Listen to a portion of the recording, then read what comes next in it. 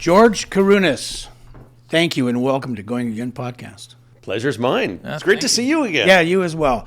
How long ago did we light you on fire? You lit me on fire. It was October of 2013. Wow. Yes. 2013. 2013. Oh, wow. I remember that distinctly because it was just only a few days later I flew off to Turkmenistan Right. to go and become the first person to ever descend into the doorway to hell, this burning pit of fire in the middle of the desert out there for a National Geographic project. Insane. And it's called the Darvaza. Did I just jump the gun here? No. No, it was great. Darvaza? Darvaza. Yeah, it means Gas doorway. crater in Turkmenistan. Yeah. And you have a Guinness World Record for this. For doing that, yeah, the very first person to ever do that. If you guys are watching this right now, whoever's watching, open another tab, go into your favorite browser, your favorite search engine, and just type in "doorway to hell" or Darvaza. Yeah, there's some guys who have families around and they can't go into their favorite one right now. I don't judge. But take a look, and you see it's this gigantic pit of fire that's been burning for 60 years. Yeah. And was a natural gas well that somehow got lit on fire decades ago. There's a lot of mystery as to exactly what happened. And I was leading a National Geographic expedition to go there, descend down inside the crater with protective equipment on, and gather soil samples from the very bottom to test them and see if we could find any kind of bacteria that could give us clues as to where we might want to look for life on other planets. So it was basically looking for alien life right here on Earth. And part of my training for that, I was doing a lot of rope training at Elora Gorge here in Ontario. Right. With Frederick? With Frederick Frederick Schuett, Schuett. good friend of all of us. He's fantastic. He's my rope rigger. And one of the other things I wanted to do was I wanted to make sure that I was comfortable around fire. Right. Because if you panic in those situations, as you well know, panic will get you killed. Mm-hmm. Plus, I really wanted to do it. Right on. I really wanted to be lit on fire. So this was my chance, right? And so this was for a TV show as well. So I had a science grant from National Geographic, but I also had a TV crew that was there with us that night. Correct. And I had guys with me in Turkmenistan. And so the idea was this was part of my training process, which, 60% it was, 40% it was just me wanting to do it. Right. Because I could, and bill it to National Geographic as part of my budget, which is fair enough. Fucking hey. And you lit me on fire twice. Yeah. 2 30-second burns. Yeah. So I've spent a minute of my life fully engulfed in flames. Wicked. And even to this day, when I'm showing people photos, like I always have a photo of that sort of handy to show people Oh, that's hilarious. because they can't believe that I right did on. that. And of course, for you, That's a nice photo. it's just another Tuesday for Yeah. you. If you give me that photo, I'll put it up. Yeah. Let people see it. Okay, so wait, people are sitting at home right now watching this going, what? Who is this guy? Why the hell? So, George, where are you from? Originally, I was born in Hull, Quebec. Okay. Just outside of Ottawa. You speak French? Gatineau now. Sorry? You speak French? Juste un petit peu. Pas beaucoup. Okay. Just a little bit. Yeah, I've so lost most of my French. I speak moved to less than Toronto. that. Yeah. I moved to Toronto when I was about 20 years old. Okay. And I was a musician. I see guitars hanging up here. And Yes, I play bass. Okay. Right And, on. So I went to Ottawa U for about 6 months in the music program there. Oh, wow. Hated it. Okay. And then Really? Shout out to Ottawa's music program. Well, to be fair, they don't have a program for electric bass. It's very much a classical music school. Okay. So I was in the wrong place. It's not their fault. Right. So then I moved to Toronto and I started to study audio engineering. So I was recording bands and playing in my own bands back in the early 90s, playing all the various clubs and stuff around town. Sure. And having fun doing that and working in these recording studios. And then a few years later, this is 1995, I started working in a place called Deluxe. And it's at post the time, house. it was the biggest post-production studio in the city, one of the biggest in North America. And I was one of the technical engineers there. So it was my job to design, build, and maintain all the studios in that facility. So Foley recording studios and the ADR recording, big mixing rooms, IMAX mixing rooms. It was this crazy situation where I just basically got thrown into the big leagues and it was really high pressure, but I learned a ton, and I got to learn how TV worked. Oh. And that was, at the time, I'd never realized how much that was going to help me moving forward. But I learned how the process worked, how the post-production process worked. I learned everyone's roles. I learned the lingo, learned all of the terminology in television. Right on. And that's when I started to indulge in my brand new hobby, and that was taking photographs of lightning hitting the CN Tower. Oh, so this is where that grew from. That's basically where it started. So where was that spark? What made you do that? I see what you did there, that spark. Aha. Wow, he caught my own joke. I'm not sure if that was intentional or not. We'll pretend it was. Yeah, we'll say it was. So let me see here. That was about 1997 or so is when I started doing that. I got a camera from my mom. It was a gift. And I remember riding my bike out in the pouring rain in these thunderstorms, trying to get close to the lake shore. Really? To get a wide shot of the CN Tower getting struck by lightning. And your mom knew this was happening? Not at the time, but she eventually started to learn. Well, she saw you on National Geographic. And so many other TV shows as well. Yeah. So I used to be able to hide stuff from my mom until she started following me on social media.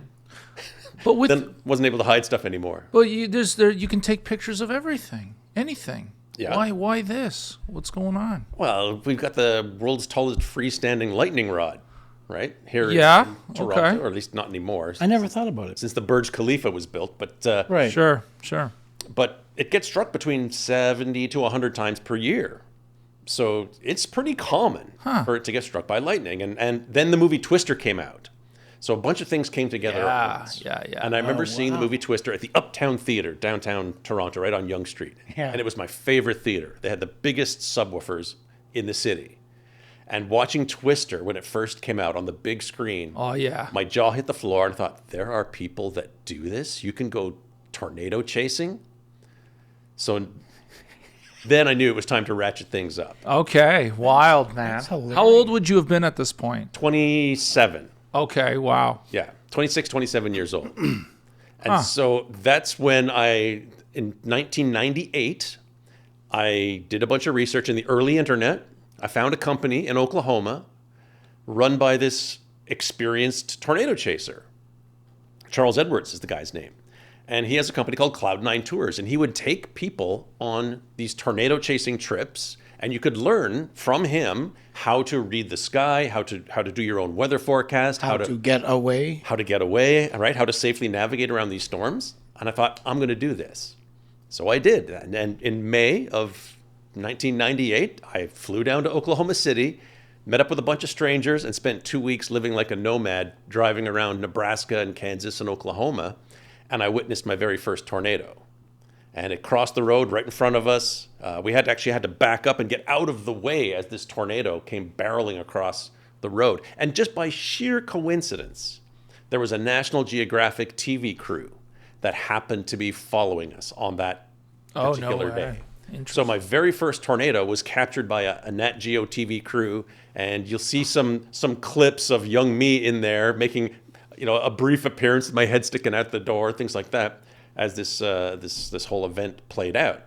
And that's fascinating. at that point I'm in. All my chips are in. So your first experience chasing a tornado was as a tourist. That's right.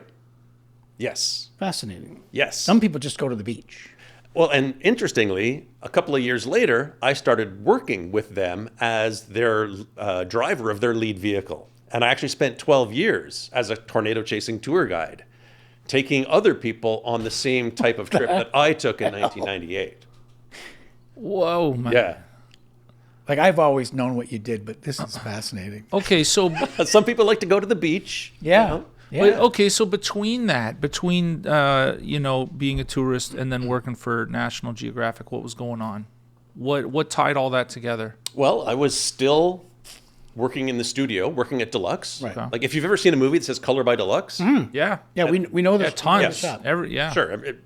So I became the technical manager of their whole facility. So I had a really good career going in post-production. And I left there and I worked at some other places, Casablanca Sound and Picture, Tattersall Sound, and Magnetic North. And while I'm working for these guys, they knew that I liked to go and chase storms because I kept doing a little bit more every year. And so I worked out some deals where I could take a month off unpaid in May, which is tornado season. And The best season of all. Well, for a guy like me, maybe not if you live in Kansas, right?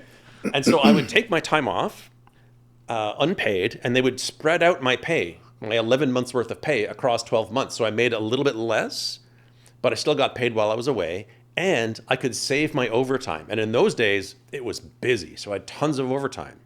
And so I was able to take my overtime as well and spend even more time away chasing more storms, documenting hurricanes and wildfires. And it started with tornadoes, started with lightning, then to tornadoes, and then spread to every type of extreme natural phenomena while I'm still working. And in 2005, so I've been doing this scaling up from 98 to about 2005, scaling up a little bit more every year, taking more time and doing more wild things. And in 2005, I was able to go to Ethiopia for 2 weeks on a big volcano expedition. Then I was tornado chasing for a month. And then I went to 4 separate hurricanes, including Hurricane Katrina, all in the same year, all while still holding down a full-time job working in post-production. Crazy. It was insane. For those listening or watching, I know, but what's the difference between a hurricane and a tornado? Great question. So a tornado is a smaller portion of a large rotating thunderstorm. And a tornado can be maybe from a few meters wide up to, well, the world record is the one that I saw in 2013, which was 4.2 kilometers wide. You saw this. That's a whole other story. We'll get there. Holy we can come back to that.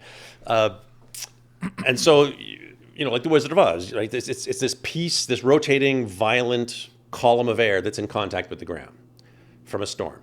Now, a hurricane is, imagine hundreds of storms all clustered together, all rotating around a central area of low pressure that starts out in the ocean. It gets its energy from the ocean. So if the tornado is part of a thunderstorm, these thunderstorms are part of a hurricane. Much, much larger, hundreds and hundreds of kilometers wide, and can affect the entire Gulf of Mexico in the case of Hurricane Katrina. So much, much bigger. A typhoon, a hurricane, and a tropical cyclone are all the same thing. Just a different geographical parts of the world. area. Exactly. Okay. Yeah. If you're in Japan, they call it a typhoon. If you're in Florida, you call it a hurricane. If you're in Australia, you call it a tropical cyclone. Oh. But a tornado is different. It's much smaller, but stronger winds. Why can't these people get together and just call it one thing? I wish. This is like moose and caribou. Come on. Well, no, there's a difference. Well, no, moose and caribou are very different. You're thinking reindeer and caribou. Am I? I think so. In Europe, they call them reindeer. Okay. In North America, they call them caribou. This is why we bring smarter people than myself on. You should get me on your trivia team. Oh. Well, if you're not busy this evening. Yeah. I'm pretty good at pub trivia. Oh, wow. That's probably really true. All right. Okay, so 4 mile wide tornado. 2.6 miles wide, 4.2 kilometers. Okay, copy. I can't even comprehend that. That's insane. El Reno, Oklahoma, 2013. I was driving for the Tornado Chasing Tour Company, and we knew that day there was a very high potential for extreme weather, these supercell storms that produce these tornadoes, but nobody knew how bad it was going to be in this one particular place, right on I-40, just west of Oklahoma City. And this tornado formed, and it was so big that it basically ate up my entire windshield. It was just this dark smudge across the horizon. And luckily I was behind it, and it was moving away from me, so I had a pretty good view of it. And this thing wasn't just huge, but it went from a mile wide to 2.5 miles wide, accelerated from a forward speed of about 20 miles an hour to 50 miles an hour. So it got wide, fast, and did a sharp left turn. It did all 3 of those things in less than 1 minute. And what would turn it? Oh, there's a variety of things. Okay. These big tornadoes, they tend to turn left. When tornadoes are weakening, they tend to turn left. It's just it's a byproduct of the Coriolis effect of the Earth. They turn in the counterclockwise? In North America, yes. Okay. Yes, almost all of them. There's about 1% turn the opposite direction. Oh, wow. I could get into the complex meteorology of it, but And they come with an Australian accent. Crikey, mate. Oh, right. Probably. Right. Yeah, absolutely. And I've chased storms in Australia, and it's Okay. weird watching them operate backwards. It's a bit of a, disorienting. So when you're chasing this Interesting. 2-mile wide tornado, Yep. how close do you get to it? I got as close as I dared. And at one point I had to pull over, and I saw a friend of mine. I recognized his car, and he drove right past me into the rain. And I thought, dude, Australian friend of mine, Daniel Shaw. And I thought, he's going to get himself killed. And he pretty much drove into the edge of it, and he had an 18-wheeler crash into him at the same time. So I couldn't believe he drove past me, because he knows who I am. We're good friends. And when you drive past me, Yeah, you're in the danger zone. you're kind of in the danger zone. And yeah, he almost lost it. But unfortunately, there were 4 storm chasers who were killed that day by that tornado. And it was the very first time that any storm chaser had ever been killed by the tornado they were chasing. And one of the guys was a National Geographic explorer, similar to me. And he had spent a lot of years researching tornadoes and putting probes in front of tornadoes to study them. And he was killed as well that day. So it was So how historic. how did that accident happen? So he tries to get in front of the tornadoes, drop a probe, and then get out of the way while the tornado goes over the probe and it measures Right out of things the like twister. barometric pressure. Yeah, his probe's the same idea. Kind of like in Twister without all the fancy balls going up in the air. Oh, I like the fancy ball stuff. Yeah, Yeah, I mean that's similar kind of thing. stars. But he was driving a very small car that day. He didn't have his big truck. And the tornado was too big to avoid and too strong to withstand. And so Wow. the car was crumpled and thrown, That's sad. unfortunately. It was him and his son, Man. and there were 2 Oh other my guys who were God. killed as well. Sorry, where was this tornado? This is in Oklahoma, central Oklahoma. And what is the landscape like right there? You can watch your dog run away for 3 days. Okay. It's pretty flat. Okay. Yeah, very Wow. flat. This is the American Great Plains. And what is it about tornadoes that they're only working in spots like this and trailer parks rather than rather than Toronto or New York? I've had people say I should tow a trailer behind my car, use as tornado bait. Yeah, yeah, exactly. But what you say is not exactly true, because tornadoes can form Okay. pretty much anywhere. The United States gets more than anyone else in the world. They get 75% of the world's tornadoes. Wow. Why? And it's usually in the central part because all the weather conditions are just right. You've got the moisture coming up from the Gulf of Mexico. You've got the jet stream in the springtime. You've got something called the dry line, which is this dry air that pushes east during the day and retreats at night.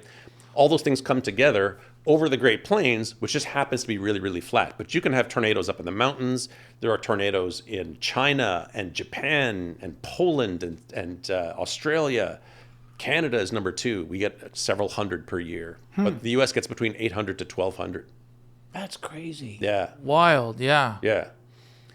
And so all this kept continuing, kept doing more and more and more every year. And then at the end of 2005, I'm at the studio and I get a phone call. It's Friday night, and I'll never forget this phone call. It was producer Peter Rowe. He's made lots of films and TV over the years, veteran. And he had read about me in the newspaper shortly after Hurricane Katrina, and he'd clipped the newspaper clipping because he thought it was interesting.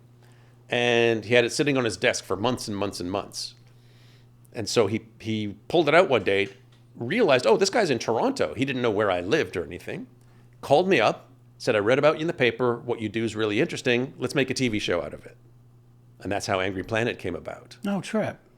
And next thing I know, a few months later, I've had to quit my job at the studio and become a full-time professional explorer, storm chaser, and TV host.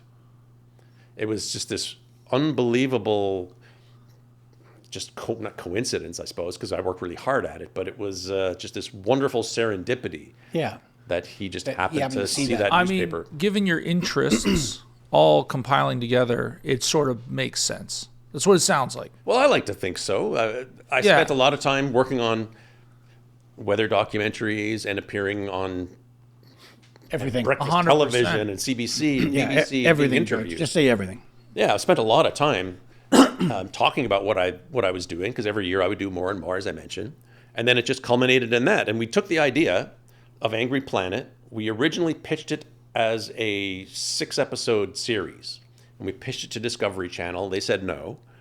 And then we went to Outdoor Life Network, OLN. And at the time, they had Survivor Man and they had Man Tracker and a bunch of shows like that. They had budgets and stuff. Yeah. So we thought they might be a good fit. So we brought the 6-episode pitch to them.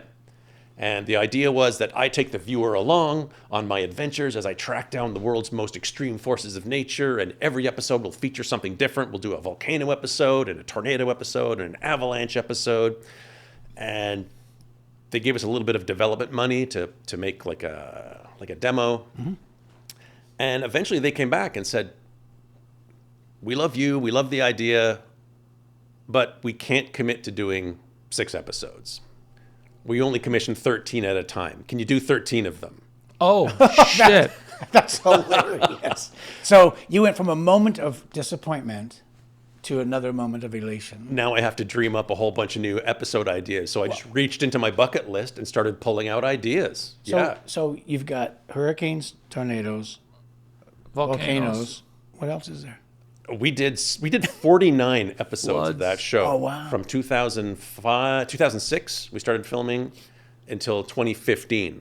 And So you the show was canceled and got brought back, and there was this whole roller coaster of drama. But to sum it all up, we did 49 episodes, and we filmed all over the world. Wicked. So you must have got into some pretty phenomenal stuff, like stuff that's beyond what most people are thinking. When somebody says storm. Absolutely. So it's not just storms, right? That's what I started with, but then it ended up growing into any kind of extreme involving the natural world. And this is just your first series. That's a series I'm best known for. Okay. Yeah. Okay. Yeah, for sure. Okay. It had a wide reach. It ended up being broadcast in over 100 countries. Oh my God. Various streaming services and such. And so we did several episodes about chasing tornadoes. I flew with the Air Force with the Hurricane Hunter plane into the eye of Hurricane Ike off the coast of Cuba. We filmed in the rainy season, in this monsoon season, in Bangladesh and in India. I went to the coldest town in the world in the middle of winter, a place called Oymyakon in Siberia. No way. We filmed in this place in Mexico, my favorite place in the world. It's a place called Nika. And it's this cave that's 900 feet underground, and it has the world's largest crystals. These crystals are 10 meters long and weigh 55 tons. It looks like Superman's Fortress of Solitude. Wow. Like, it is remarkable. You can aim that at the camera. So that people Would you can mind see. sending me that picture? Look at Yeah. How big are these? Look at, is that you? That's me. And so it's over 50 degrees Celsius, 126 degrees Fahrenheit or so. We'll show the audience, 'cause Jesus. that's pretty phenomenal. With 100% humidity. So you can only survive in this cave for about 20 minutes before your lungs fill up with condensation and you basically drown or suffer from heat stroke. So we had to have ice-filled suits with a chilled air respirator. Really? And we could go in for maybe 40, 45 minutes at a time. And then we would come out to the cool section, which was about 45 Celsius, a nice brisk 45 Celsius to relax for an hour and then go back in. And I call myself a stuntman.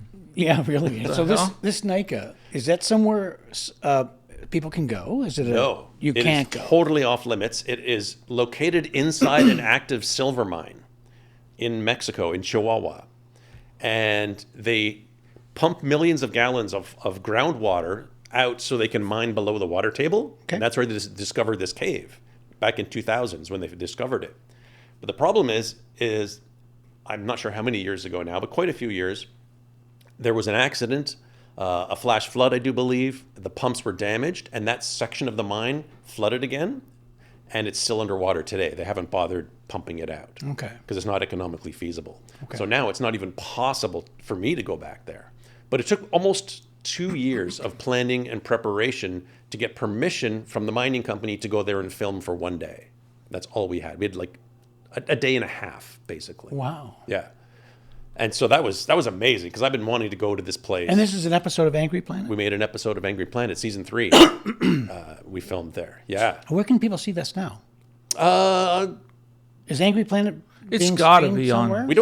we haven't made episodes in a long time, but, No, but I go know that back. there's clips on YouTube. Okay. Yeah, you can definitely go onto YouTube and do a search for Angry Planet, and you'll find a bunch of episodes that have been Okay. posted For sure. up there. I'm not sure where it's streaming right now. It's been a while, but you can find episodes out there. So, what does this moment make it an angry? Why angry? Like, really, I'm thinking tornadoes, all this shit, and you're going looking at crystals like you're buying a new watch. Yeah, but these crystals this cave will kill you. Yeah. Oh, that's yeah. pretty It's angry. literally a lethal cave. If it was just a that's- regular cave, I wouldn't have been that interested in it. But Right, this of place is the most extreme cave in the world. It brings to All right, I'm mind. asking dumb questions. No, but it brings no, it's no, that's not. insane. Yeah, the microclimate, the environment inside that cave is heated by magma deep underground that heats the groundwater, which then causes the extreme heat and humidity in that cave. Right. And you're sweating the entire time.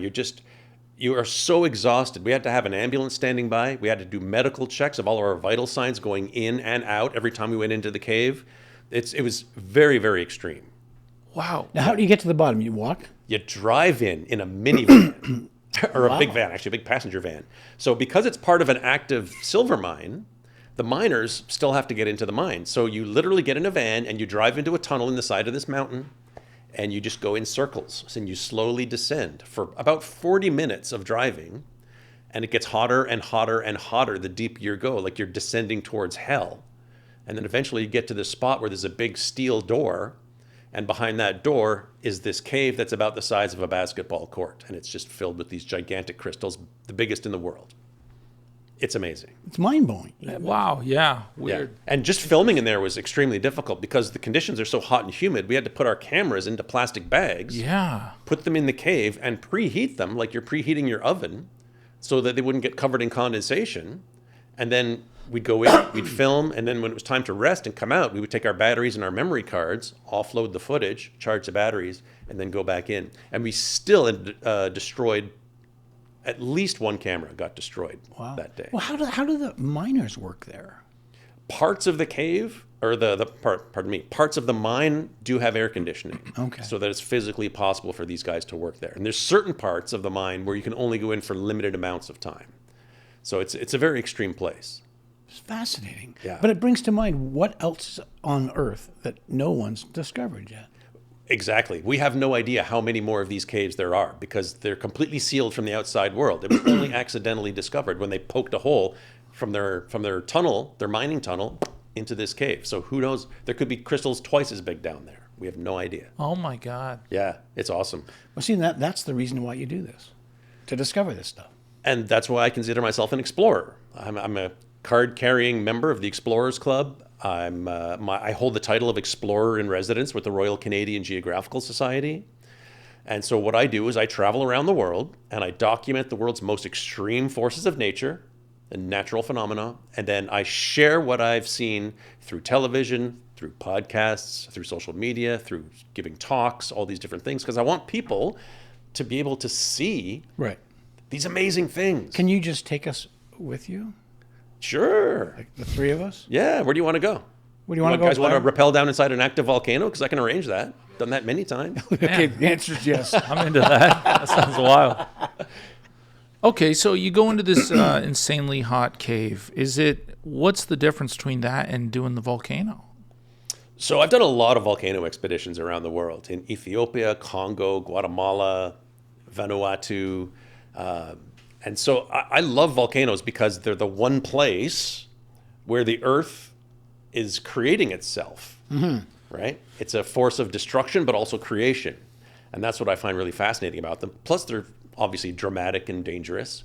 And there's certain volcanoes where you can't get within several kilometers without being in the extreme danger zone. And there are other volcanoes where you can walk right up to and step on the lava and set your boots on fire. Yeah, Interesting. my wife and I went to Iceland and we got a couple of tours. But Yeah. So, if you drive up to that one volcano that you mentioned and you're 2 kilometers away from it, what makes it so dangerous 2 kilometers away? It depends on the activity of the volcano. Each volcano has a different personality. Okay. Right? Like Mount St. Helens, for example. When it erupted back in 1980, it had such a huge explosion because all that pressure was built up that it just blasted millions of trees into toothpicks.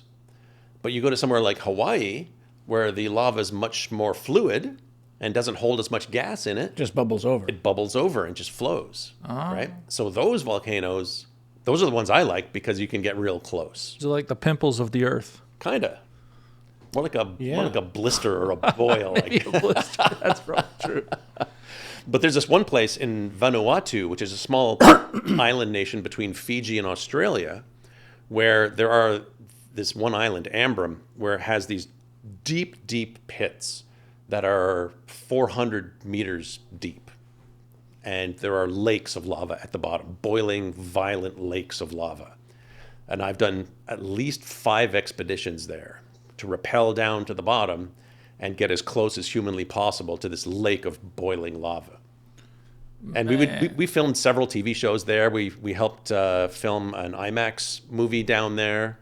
So yeah, it's like standing next to a window that looks into the center of the earth, or standing next to the sun. It's just so hot and just so hypnotic. But I don't think that people watching any show can possibly understand what that feels like Totally. to be there, like you. You cannot translate some of these places properly through photographs and video. You like IMAX kind of comes close, but you don't feel the heat. You don't smell the sulfur. You Right. don't feel the ground shaking. Yeah. So that's why I really spend a lot of time and effort to try and put myself in those places. And I try my best, and I know it's impossible, but I try my best to convey what I'm experiencing to the audience. Sure, of Because I know course. most people either won't be able to or don't want to go to these places. Sure. Right? 100%. I'm Most on- people in the Yeah, world. For sure. I don't have the burden of a sense of common sense, basically, right? I'm unburdened by common sense, as I sometimes tell people. I can tell. But I will say, touch wood, perfect safety record. Not a single broken bone, no overnight stay in hospital. Everything I've done has been done safe. You know, Yeah. So- yeah. and I'm going to use air quotes there. We actually have a running gag amongst some of my colleagues and I, safety third. yeah, sure. Look good, get the shot, safety third. And actually, even on my phone, I've got engraved Salus Tertia engraved on my phone, which is Latin for safety third. No way. But I don't really mean it because, of course, I want to keep doing this for as long as I can. Of course. We've worked on a lot of movies and TV shows that have that exact thing. Right. Yeah. third. A little too much. Like jokingly or seriously? Well, we'll see. Sometimes you wish it was a joke. Well, yeah. Well, I mean, you guys deal with safety all the time. It's your number one thing. And for me, it's not that different, except I don't have the support that you guys have. A lot of these places where I go, That's right. there's no ambulance. There's no medic on set. I never, let me think about this, never had a medic on set with me or on location with me on any of these Angry Planet episodes. Not Really? once. Wow. Not once. We didn't have the budgets. It was such guerrilla TV making. Most of the time, at least for the first 3 seasons of Angry Planet, the first, 3 seasons of 13 episodes, there would be 4 people that were involved in the creative process. Myself, Peter Rowe, he was the director, producer, and did most of the filming. I was the host. I did about a third of the filming. We had one guy, Gary Vaughn, doing all of our post-production. Everything. Picture edit, sound mix, color correction, deliverables, everything. And then we had one guy at Outdoor Life Network was our executive producer. So the whole show was made by 4 people. Wow. And most of the time out in the field, it would be me and Peter. That's it. Now, a lot of people listening to this would say, well, that's irresponsible. The hell? So what can you say to that? I would love to know, really. You know what? You're not wrong. I don't listen to you and think this guy's foolish. I think this is fascinating and amazing, and I think you should be able to do whatever the hell you want to do. But I'd love to answer that question. Just don't try it at home. Yeah, don't try. Well, definitely don't try this. If you got a volcano in your backyard, let's not do A this. lot of it is about risk management, right? Risk mitigation. You can never eliminate the risk. Well, which is interesting that you say that, because in our world, some of the highest paid gigs that we do in film deals with nature, Yeah, big time. water, animals, Yes. things that are not controlled. Yes. We can't control this. Yes. Everything we do is an illusion within reason, and we control almost everything we do. But when you're dealing with water, fast-moving river, you're on a horse that is a little nutso. But so, yes, so back further to Andrew's question, you're dealing with nature at any given moment could turn its back on. It could just turn on you. Like, Totally. Yes, absolutely. And I don't really have a great answer to that. I'm now looking back. Maybe it was extremely irresponsible. No, I don't know. I don't know. Some that, people, right? here, Peter, let's get closer. some people just would listen to this and they would just say that because they're whatever, you know. And I wouldn't argue with them. Right. I wouldn't argue with them. I would say that I have always tried to do things as safe as I can under the circumstances. Of course. And I never want to put myself in a position where I can't get out of it. Sure. Right now, But as you say, nature is very unpredictable. it's also part of your experience. Like if you've gone to 5 of these volcanoes and going into this one, I sort of know what to look for. Things of that, you know what I mean? That's what expertise is, being able to identify small things in your environment that most people wouldn't recognize, right? Like when you're on set, if you're setting up a stunt, you're going to see things that I'll never see. 100%. If you're a brain surgeon, Totally. you can look at someone's brain, Yeah. and you know what's going on. If you're a This pilot, guy's stupid. Well, I've seen 19 I episodes. take that personally. I've seen 19 seasons of Grey's Anatomy. Well, there you go. So you're an expert. Well, almost. I Yeah. could probably do surgery, not brain right now. Yeah, close enough. other You could do an appendectomy, probably. Yeah, I Piece think of so. cake. Yeah, yeah. But if you're a pilot of an airplane, you know what all the controls do, right? Yes. I can look at the sky, Right. and I can look at a storm, and I can tell you whether or not it is likely to produce a tornado in the next few minutes. I can tell you whether it's strengthening, whether it's weakening, which direction it's headed, how fast it's moving. Okay, so having said that, the people in Oklahoma, people in Kansas, why can't they know? All of a sudden, these sirens go off and everybody runs into the basement. Well, because that's the smart thing to do. No, and I get that. But they say that, it's uncontrollable, but they should be able. Can't they tell? Can they tell? Sometimes yes, sometimes no. And so what I try to do, and this comes down to the whole expertise thing, is I try to put myself in a position in that storm where I can see what's going on. But if the storm is coming towards you, quite often you'll end up with the tornado that's wrapped up in rain and hail, and you cannot see. You can't even see across the street because it's raining so hard, and the next thing you know, the tornado's ripping your house apart.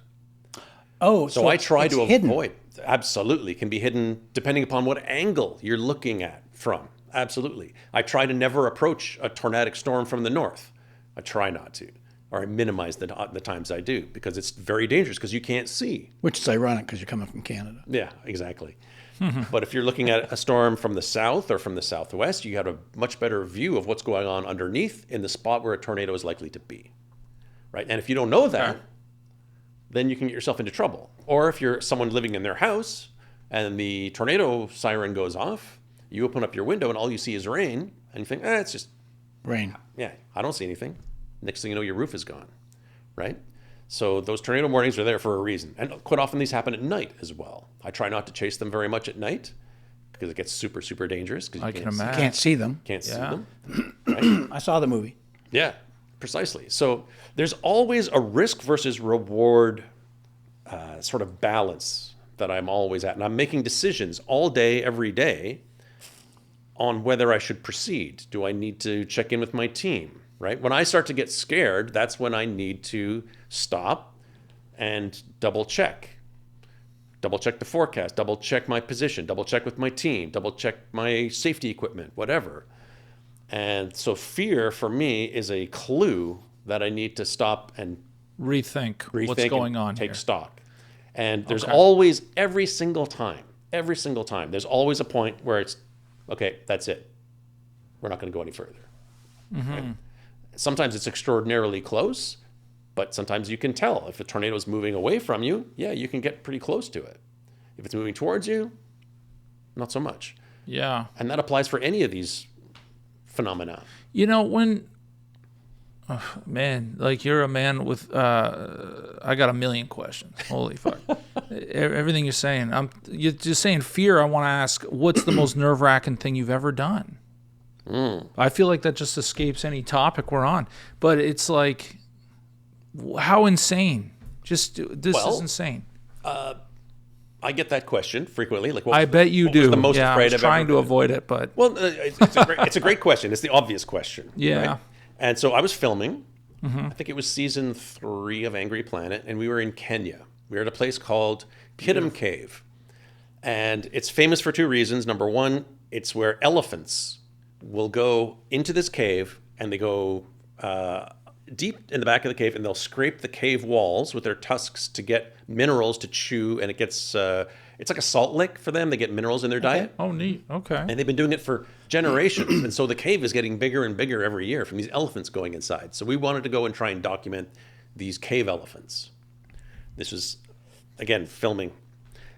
And so, but the other reason why it's famous is because it's the epicenter for 2 outbreaks of Marburg hemorrhagic fever, which is basically the first cousin of the Ebola virus. So if you catch this virus, you start to get a headache and fever, and then all of your internal organs liquefy and you bleed them out of every orifice. So that's not good. Correct. Be good to have a medic. No, it wouldn't. Wouldn't matter. It wouldn't matter. Wouldn't matter. Okay. Makes zero difference. Just kill the medic too. Yeah, pretty much. Okay. But we know that the virus is related to the bats. The bats are a vector for this virus. Okay. These Egyptian fruit bats that live in the cave. And so I had with me the world's leading bat biologist, right? Wow. And this is the guy who's mapped this cave. He knows all about it, like the best person in the world. I brought him from California.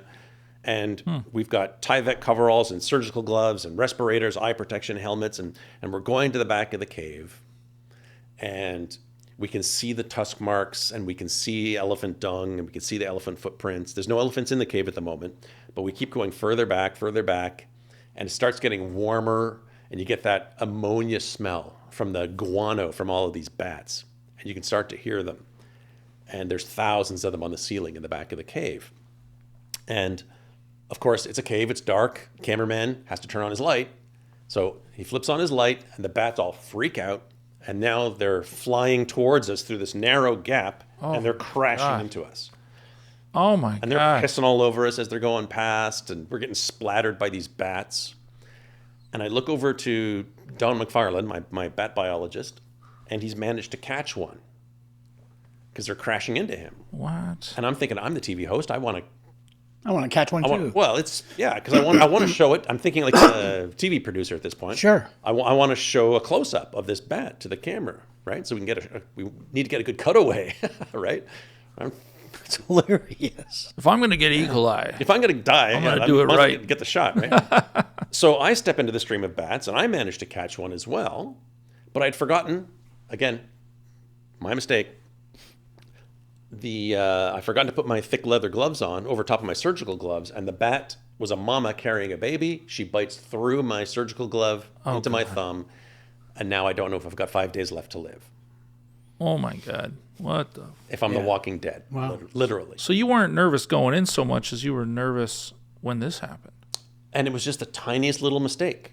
Oh my Right? god. Just a tiny, tiny little mistake. And it wasn't like a volcano exploding, or it wasn't a bolt of lightning or a tornado. It was A bat bite. just the tiniest little bat bite. Now, when he turned that flashlight on, does it have that little bat symbol in it? They all got freaked out and wanted That's funny. Yeah. to get out of the cave and I wish I had Bruce Wayne's stop funding. some crime. Yeah, Yeah. not so No, much. not I so don't much. mean to make light of the subject. No, but it was terrifying, right? That was. I didn't know. Here I am in this remote cave in Yeah. the middle of nowhere near the Kenya-Uganda border. How big are these bats? It's Oh, they're small, tiny. Little tiny bats, things. Oh wow. Yeah, and then I decided, well, I'm in for a penny and for a pound, so I broke out my sleeping bag and slept in the cave that night, waiting for the elephants to come in. What am I going to do? Die twice? And so Yeah, but- waited. oh and my God. the elephants never came, unfortunately. I love this. It's a great story. So- And then we went straight from there. Hold on. I'm just going to cut you off for a second That's there. all good. Because it's not over yet. Because now, because our budgets were so small, we had to combine multiple trips or multiple episodes into single trips. So we filmed in Kenya, and then we were going straight from there to Uzbekistan to film in Uzbekistan. And I'm thinking, how good are the hospitals in Uzbekistan? My question would be, do they have one? Like, They do. But we were going to a very remote part of Uzbekistan. So obviously, I didn't catch the virus. Is, But is there a test that you can take? Yeah, did to you tell do you so? that? yeah, it's a very simple test. What confirmed this? Check for a pulse. Are you dead? Yes, then you had it. Are you bleeding out of your ass? Right, that's the test. So it's a time thing. Absolutely. If you're here Friday, and you still have a pulse, Yep. and you're not bleeding through your ass, And your nose, which and is, your I eyes. think, a medical term. Yeah. Then you're probably okay. I mean, I've had that after too many chicken wings, and Yeah, just the suicide one. The chicken wing challenge. Now I'm hungry. yeah, why? But when I got home to Toronto, I still had to go through a whole series of rabies shots. Sure, just of in case course. as well. Can imagine. But yeah, that was scary because it was drawn out. It wasn't just scary for a minute or an hour or a day. It was a whole week of not knowing. But going into this, you weren't so nervous. The fear came when Knowing you that got that the bite. Knowing that existed in there. Well, I knew it existed, right? That's why I had the surgical gloves and the respirator Sure. and the coveralls and all of that. So I knew this was a possibility, but I was confident in our strategy. And I just never factored in the idea that I would actually be holding one of these things in my hand. Right. Just that the circumstance came about, and I had a momentary lapse of reason, and that's all it took. And it all just come from jealousy, like some envy. Oh, he's got a bat. I want a bat. Yeah, basically. But we got it all on camera, and it made the episode. I hope so. Right? We never saw the elephants, but we got a great ending because of this all that happened. So in my world, if we're making a TV show out there in nature, if everything goes great, perfect. We got an episode in the can. But if things go off the rails, that becomes part of the story. Just keep recording. Of course. Yeah. We don't have to be successful. Failure is always an option, as Adam Savage used to say. Still a show, man. Still a show. Fascinating. So the shows were always about my journey doing these things. It's not always about being successful or not. It was always about me bringing the audience along. We're going to try to do this. Seeing the elephants scraping their tusks on the wall to get the minerals, it would be fascinating. Yeah, that is fascinating. And did they create the cave? Because at some juncture they must have started on a wall. Like, what drew them into the cave in the event that was already a pre-existing cave? Yeah, I don't know. They've been doing this for thousands of years. So I don't know how the cave originated. It may have been originated by the elephants, but it's actually the elephants that have been eroding the cave for generation after generation. No, it's fascinating. It is really fascinating. Yeah, we were drawn to that. There was a book written about the place, wow. Hot Zone. Okay. And it's funny because I remember being in the Congo, I think it was a year or two before, on top of an active volcano, looking down at a lake of lava. We were filming an episode for season 1, and that's the book that Peter, my director-producer, was reading in his tent. He was reading The Hot Zone. And so it's like,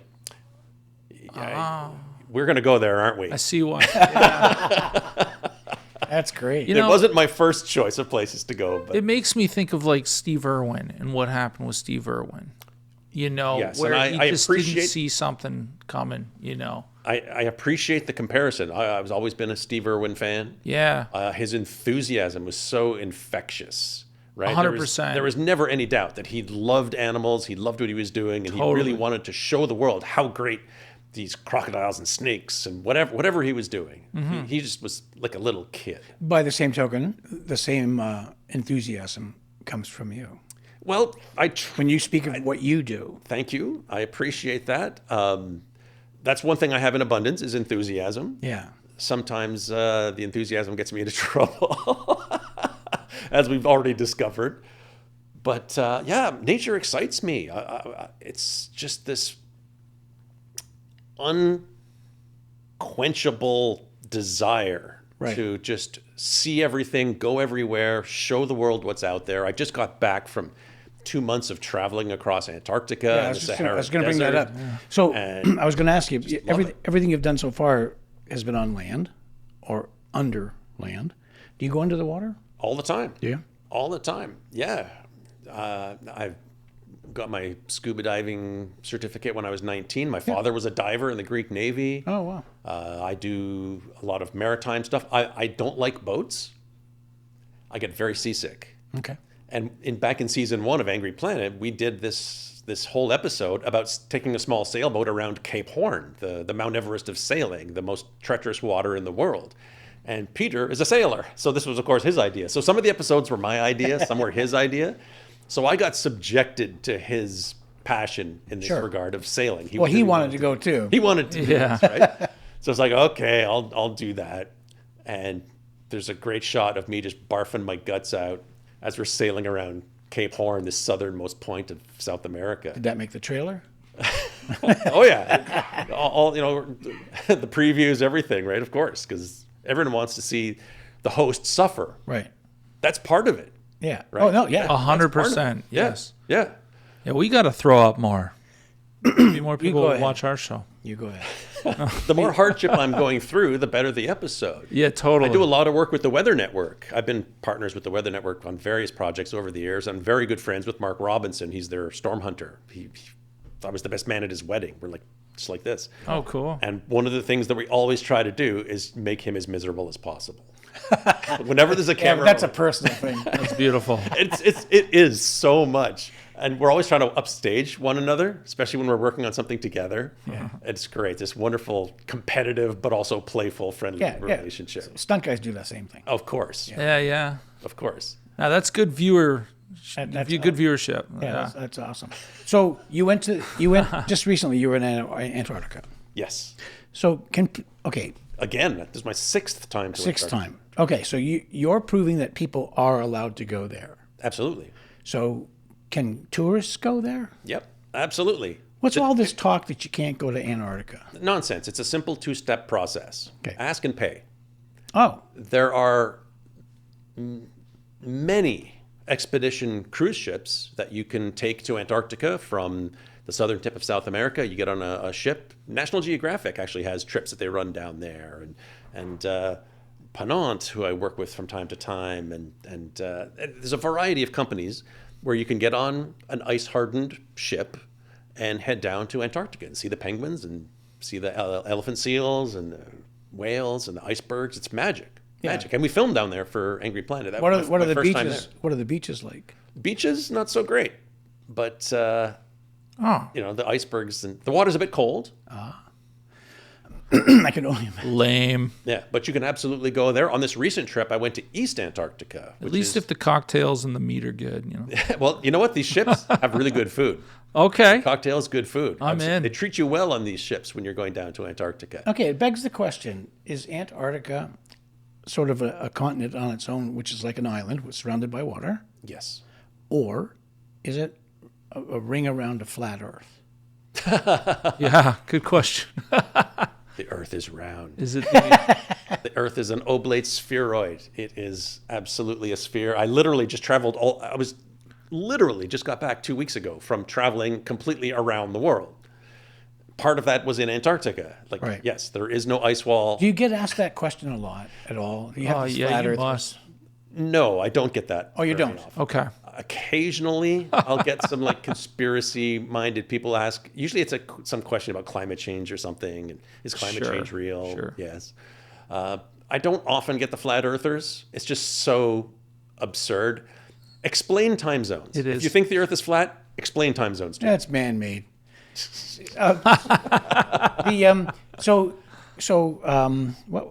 said something. Just damn it. He said something about Antarctica, and that was pretty interesting. Well, I was just there in East Antarctica, which is a very remote part. I actually went from Australia down to Antarctica, spent a month down there, and I went to the magnetic South Pole, which was pretty interesting. Oh, wow. And it's just a spot out in the water where all the magnetic lines of the Earth all come together there. Yeah. What does that mean? Is an anti-Santa Claus lives there? Anti-Santa. Anti-Santa. Ooh, is he like he takes your presents? Oh, there's a movie there. There's a movie that anti-Santa. What does that mean? The magnetic. Thank you. So you've got the geographic North and South Pole, and that's the axis that the Earth turns on. Right. Right. And then near there, but not exactly in the same spot, is where the Earth is a big magnet. Right. Right. We've got a rotating core of iron and nickel, and that creates a magnetic field. and that protects us from the solar rays, and that's where you see the northern lights, because the solar rays will come and this magnetic field will direct them towards the atmosphere where these particles from the sun interact with nitrogen and oxygen in our upper atmosphere, and that's where you get the northern lights. So if you've got a compass, that compass is not pointing due north. It's pointing to magnetic north. And so you have to compensate for where you are and what that deviation, that offset is. So the Earth has Okay. 4 poles: a magnetic north, a magnetic south, a geographic north, and a geographic south. I was going to explain all Okay. that to you, Andrew. When's your bar trivia tonight? Yeah. Yeah. I hope it's on there. Yeah.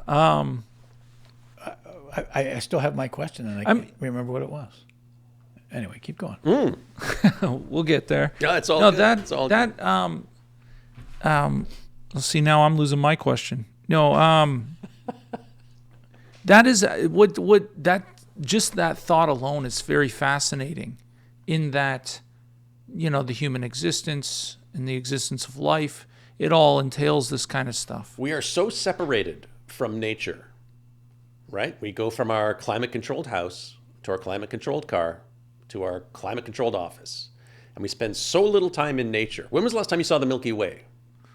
It's there every night, but you just can't see it Light pollution. because of the light pollution. My mom has a bunch of them sitting in a dish at home. Not the candy bars. Oh, Not the candy bars. my bad. Right? And for millennia, we would use the stars to navigate. Right. It was an important part of our everyday life. Right. Right? We would name them. We gave the constellations names. They were that important. We would use the stars to travel. The Vikings used the stars to travel from Greenland to North America and so many places, South Pacific. Anyone who navigated, they did it by the stars. And now we don't even see them. They're not even part of our life most of the time, unless you go out someplace really remote where you have these dark skies. Yeah. That's the truth. Right? Yeah. We are so separated You don't even pay attention to them. Yeah, we certainly don't utilize them.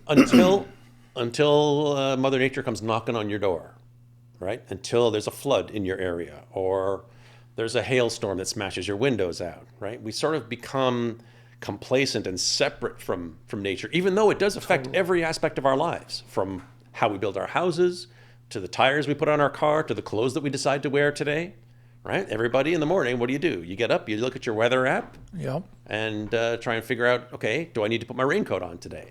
But that's it. That's about as far as it goes, right? Unless you take the time to go out to these places and spend some time outside of the city in nature. And that's what I try to bring to people who don't do that or can't do that. Right. I try to show them the ends of the extremes, right? The most wild places. I absorb the risk and the difficulty and all the trudgery and all the complications and the red tape and all the hardship that goes along with doing that. And the odd bat bite. The odd bat bite or whatever, because I love to do it. And I'm willing to do that because I love the reactions that I get, especially from kids. Right. Without a doubt, eat this stuff nature up. nature is never the same. It's always different. No matter what tornado you're looking at, it's different than the last one. Absolutely. It's certainly not the same. Antarctica, it doesn't appear immediately like something that's wild. It seems kind of The boring. most wild.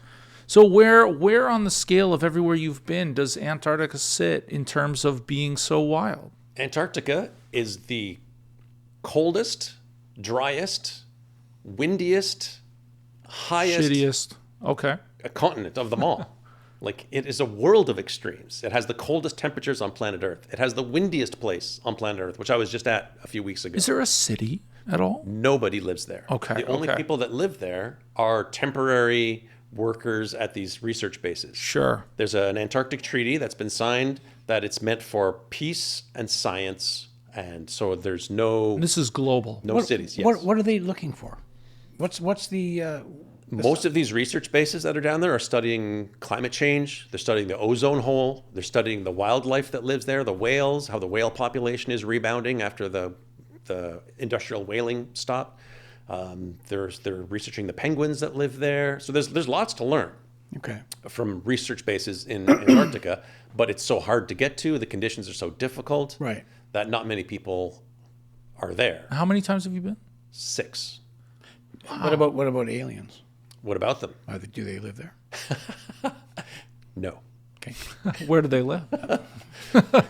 Well, what question are you asking me? Are you asking me, is there life outside of planet Earth? Or are you asking me if there's little green men among us? Do you know Both good answers questions. to any of these questions?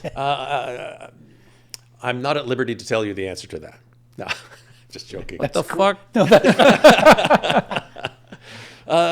Do I think that life exists outside of planet Earth? Absolutely. Statistically, it makes perfect sense that there is some life in other places that are not Earth. Maybe in our solar system, microbial life I'm talking about, bacteria, things like that. Okay. That was the whole purpose of my expedition to the fire pit in Turkmenistan, Right. to look for those kind of similar type of things. True. And yet, of course, in our galaxy, there are billions of stars, each with planets. And that galaxy is part of the much larger universe, which has billions of galaxies. So we're talking about trillions and trillions of planets. What are the odds? Even if it's 0.0001% chance of there being some type of life on another planet, that means that there are millions of planets that absolutely have to have life on them. Now, just from a statistics point of view. Like I would absolutely agree with that. The only thing is when you talk about the magnetic pulls and the different things that just make us so incredibly unique. Absolutely. I mean, And man, do they have to have that math right on another planet? there is a lot of things that have had to come together to make Earth just right for life. Yeah. So many things. The chemistry, our poles. Saturn protects us. Saturn and Jupiter, these gas giant planets, protect us from asteroids and meteors. And how long has it been protecting us? Millions of years, hundreds of millions of years. So it brings to my question that I forgot a minute ago. Speaking of climate change, are we sure it's climate change caused by cow farts, gasoline engines, or is it just a cyclical nature of the Earth to heat up, cool down, like the human body, and that what's happening right now, it may last 1,000 years, has never happened during recorded history that we're aware of? Great question. So the answer to that is these climate scientists are the top people in the world that understand how our Earth warms and cools. Right. Right? All the evidence that we have right now proves that the changes that are happening now are happening so much more rapidly than any other change that has ever occurred in the history of planet Earth. And we know what's causing it. We know how carbon dioxide seals in heat. And these scientists, these climatologists, they don't forget about the history of planet Earth. They know about all these different climate periods, right? They study this. They dig ice cores. They gather pieces of ice that have air bubbles in it with ancient atmospheres. So we know what the chemical composition of the atmosphere was like thousands and thousands and thousands of years ago and such. And so taking all that information about what we know of how the Earth is capable of changing naturally, compare that to what's happened since the Industrial Revolution, and you've got a graph that just goes off the charts. So it's not a matter of whether I believe the climate is changing, it says I understand that the climate is changing. The science is solid. It's as solid as anything. It's a good way to say it. Yeah. The people that deny that our climate is warming because of, we call it anthropogenic causes, human-made causes, don't understand how science works. Okay. At least climate science.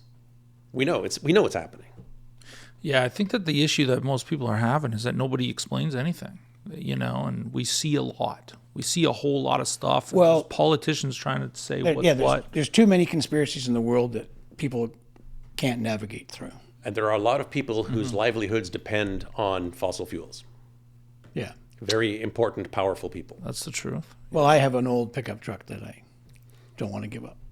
And I understand that. We are a species that is dependent on it. Yeah. So We've been made to be dependent on it, And it has been a great system for us. It's allowed us to have all these different innovations and stuff. But the time now I should rather say, is the time to really dig in on the transition to get away from it as much as possible. Have you seen gas prices? Well, Yeah, they're going to get worse. I know. Yeah, they're I'm gonna still drive my that's right. I mean, fuck. That's crazy. So what? Okay, so tell me more about this Turkmenistan thing. How did that come up? Like, So that whole thing was the brainchild of me. okay, I'd wanted to do it as an Angry Planet episode years ago, sort of back in season 3 or 4, I think. But it never ended up happening because Turkmenistan is a very difficult country. It's very much like North Korea. It's Okay. a very Oh, closed okay. nation. It's hard to get permission to go there. They consider it the North Korea of Central Asia. oh wow, It's the most secretive and secluded of all the former Soviet republics. It used to be part of the Soviet Union. And so I knew about this fire pit that had been burning for years and years. And I heard through the grapevine that National Geographic was looking for expeditions to feature in a new TV series that they were doing. And so I wrote up a pitch and I submitted it to them, and it landed on the right person's desk. And they got back to me and said, "We love the idea. Let's make this happen." So I had to then apply for a science grant from the National Geographic Society, which is separate from the TV network, okay, so that I had funding to do the actual science portion of the expedition. And then we had to wait for it was about a year and a half to get permission from the Turkmenistan government. Wow. I had regular phone calls with the embassy and just trying to make this happen, because trying to get a TV crew into Turkmenistan is even more difficult than just going there yourself and trying to do this expedition. Right. So the idea is we're going to stretch these fire-resistant ropes across the span of the crater. It's about 230 feet wide. I was going to wear a special heat-reflective suit, self-contained breathing apparatus, and I would go out on pulleys to the very center and get dropped. and then drop down. It's about 100 feet down. And then I'd have 17 minutes worth of time to gather soil samples and take some readings, shoot some video, and then GTFO. That was the plan. Book out. All right. Yeah. So it basically came down to the very last minute. We finally got permission from the Turkmenistan government to bring the TV crew into the country. How big a crew did you take? Sorry? How big a crew did you take? It was a big crew. This was a big Nat Geo crew. So I'm going to say there was, big by my standards, there was at least a dozen people. Oh wow. Yeah, Okay. it was big. It was big. And, and Frederick and your riggers. Plus my team. Yeah. I had a team of five or six people. Yeah. And then they had their team. Well, we they had a were all with big you. base Oh camp. my God. Yeah, yeah. Yeah. And so the craziest part was the title of the show. They decided that they were going to call it Die Trying. Oh God. So the 6-part series was called Die Trying, and my episode was called Die Trying Crater of Fire. And one of the other episodes was some great white shark researchers. Another episode was Alex Honnold, the free solo climber. Man. So he was featured in one of the other episodes. And then there was me. And so I protested heavily because I was the guy who was going to be trying. Right? And I didn't want to die. But when we got there, it had so much red tape and so many problems, and I almost gave up on the whole expedition several times. It was hands down the most difficult thing I've ever done, ever. Oh wow. Just organizing and planning this. It was unbearably difficult. But we finally get permission. We finally end up in the country, and we take our first trip out to look at the crater, and I walk up to the edge, and I feel the heat, and I look inside, and I go to myself, "Yep, this is impossible. It's too hot. It's too dangerous. This is not humanly possible." That was my first impression. And I had studied this crater more than anyone on planet Earth. I had literally downloaded every photo and video that I could find. Which is interesting because it goes back to what you said earlier. You're attempting through video and photos Yes. to show public what things are. And it doesn't translate. Great. It doesn't fully translate. Like, I was approaching the crater and I recognized all the landscape around me from all these photos and video clips. But once you got there and you smelled it and you felt the heat and you looked at how deep it was, and it's like, oh, I need to go down there. And this was Or die trying. Or die trying. Oh my God. Well, that suddenly became an option. And so now, of course, the trick is, okay, how do I do the impossible? Right? How can we do this? So we spent the better part of a week studying the crater in every detail possible. We measured it. We had a special temperature probe that the engineers at National Geographic had constructed specially for me. and we put it out on ropes and we dropped it down in different spots to get sort of a three-dimensional idea of what the heat was doing inside the crater. How hot is it really down there? And what we learned is that the flames were causing the heat to rise up along the edges, and then cooler air was dropping down in the center. And in the very center, there was no fire. It's like, okay, we've got a plan now. We can do this. We can go down the middle. Right down the barrel, right down the middle. And that'll be the safest bet. And that's what we did. Wow. Wow, cool. Yeah. You know, We would like to have been there, but it's okay. And it was so difficult because you're in this clumsy suit, right? This fire protective silver suit. And I'm wearing all this gear, this self-contained breathing apparatus like a firefighter would wear. It's all firefighting equipment. And the the TV crew has put 2 GoPros on me. One of them, both of them inside my hood to protect them from the heat. One is facing out to get that POV shot, and the other one is facing in. So it's trying to get a shot of my face. It's on ultra wide, right there. So now I can only see out of one eye. So because I've got this camera, this GoPro right there. So I can barely hold anything because the gloves are so clumsy. It's unbearably hot. You're sweating like wearing a snowsuit in the summertime. Yeah. Right? Wearing this contraption. yeah. And I can only see out of one eye. And I've got an earpiece in so I can talk to the team, back and forth, so I can communicate with them. But it was super difficult. Yeah, it was a huge. You don't come off that line for any reason, right? Off the rope? Yeah. No. You're tethered in. Tethered in all the time, and we engineered it in such a way that if anything were to happen to me, if I were to twist an ankle or whatever, medical problem, they could pull me up and out without me having to participate. Yeah, no, absolutely. Yeah. That makes I was a in control lot of my own sense. descent to go down into the crater. Okay. But I had no control over the ascent. That was in their hands. Right. Yeah. So they could have left you there. So you didn't know They anybody could've. to any of Screw it. it. Yeah. Yeah. And it was funny because I had one guy on my team, Peter Close, a good friend of mine.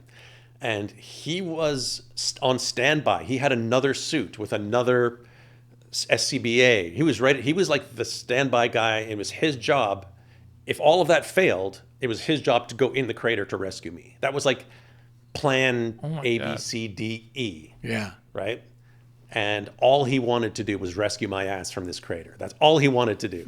And he never got his chance. Sorry, Peter. Damn. I know you really wanted to. But thankfully he didn't have to. Wow. Yeah.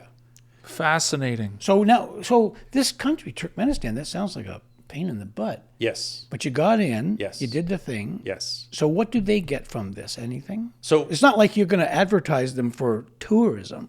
No. Well, funny you mentioned that because it ended up becoming, the fire pit ended up becoming Turkmenistan's #1 tourist attraction For who? for anyone visiting the country because it is spectacular. So you can go to the country? You don't. You can. They don't get a lot of tourists. Yeah, but you needed permissions to go to the pit. I had so many permissions I had to get. Now, it's difficult to get into Turkmenistan. The visa process is complicated, Okay. but you can go. Okay. And so they get, I would say, I read a statistic somewhere that North Korea gets more tourists every year. Oh wow. So it's one of the least visited countries in the world. But the very few people that do go there, this is the thing you got to go see. This burning pit out it's about 4 hours north of the capital city. How big is it? 230 feet across and 100 feet deep. Almost a perfect circle. Oh wow. And so when I went, there was nothing, just the desert and the fire pit. Now, if you go, there's a fence around it. There's a Hilton. There's a Pool. There's yurt tents. There's picnic tables. There's a flush toilet. Like they've built in this infrastructure, and I think I might be partly responsible. Yeah, I think right? 'Cause so. I helped to popularize this place. Wow. But we did find bacteria living in the bottom of this crater. Much to like we weren't sure if we were going to find stuff there, but we did. There was Okay, so what was it you found? these extremophiles. So these are bacteria and archaea, these single-celled organisms that thrive in environments that we would find deadly. So they don't care so much about the heat, and some of them we believe were even metabolizing the methane gas that's burning down there. Now you're saying some of them. So more than one kind? Yes, there was a whole ecosystem, microscopic ecosystem down there. So now that we've discovered this, and I like to include myself in that, You helped. Maybe. You're There's a little genius. prep going on, but so if once you've discovered this, what is the purpose of the discovery? What do you do with that? You have this ecosystem that lives in the bottom of this pit, Yes. can withstand all this heat and the methane, whatever. Can we use these things to cure cancer? Is that what we're looking for? No, but what we can do is now we have an idea, or now we understand rather, that life can survive in this type of harsh environment. Copy. So where else is this type of harsh environment? What other planets are there out there that have a hot methane-rich environment? Right. Okay, we know life is possible here. In the future, let's send a probe there to see if there's life on that planet Right. in those environments. And that's what we're doing now in I say we, the royal we, scientists. You see how that comes up? Yeah. Yeah. I used it. are planning to look for different types of extremophiles living on some of the moons of like Jupiter and places like that. Right. Where there are not hot methane-rich environments, but under ice oceans and things like that. So there's different types of extremophiles. These microscopic bacteria and such that live in really cold environments or really acidic environments or the vacuum of space or whatever. And the more we learn about these, the fringes of life, the easier it will be for us to find life that's not on Earth. And as soon as we do, that changes everything we know about our own existence. Of everything. Of everything, right? Up till now, Earth is it. It's the only place in the universe that we know for sure has life. Did they go to the moon? Yeah. We were just there recently. Yeah. Canadian went. Yeah. We went to the moon many times. Sure. Sorry, you and I could talk about this later. I've had the great experience of having of having met several of the Apollo astronauts, including Jim Lovell, the commander of Apollo 13. Right. You know you're cool when Tom Hanks plays you in the movie. 100%. Yeah. Totally. That's wicked. It's fascinating, man. So I just have a hard time, George, reconciling that my phone has more computer power than the computers they used in '69 to put the man on the moon, and that the president spoke to them on the landline straight through, and that we had pictures of the moon landing on the newspapers the very next day. Yeah. Absolutely. We did. That technology existed? Absolutely. Okay. Yeah, it's all radio transmissions. There's delays and such, and the resolution of the broadcast was crappy, but it was state of the art at the time. This is 1969. Yeah. The Russians have put a probe on Venus, for God's sake. I mean, not too many years later. So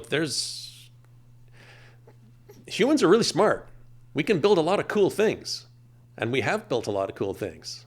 I have an old pickup truck that was really cool. Look at Machu Picchu. Look at the pyramid. Humans built that stuff. Oh, I get it. Didn't have any computing power. I right? get We're it. smart. Yeah. We don't give ourselves enough credit sometimes. Sometimes we give ourselves way too much credit, but sometimes we don't give our past selves quite enough credit, I think. Okay. Why didn't we go back to the moon? Because the space race was over with the Russians. There was nothing else to really learn. We're going back now because the moon is a stepping stone for the next big goal, which is Mars. Okay. Okay. The next person to go to Mars, or the first person to go to Mars, rather, is alive today. They don't know it yet. They don't know that they're going to be the first person to set foot on Mars, but they're likely alive today. For sure. Yep.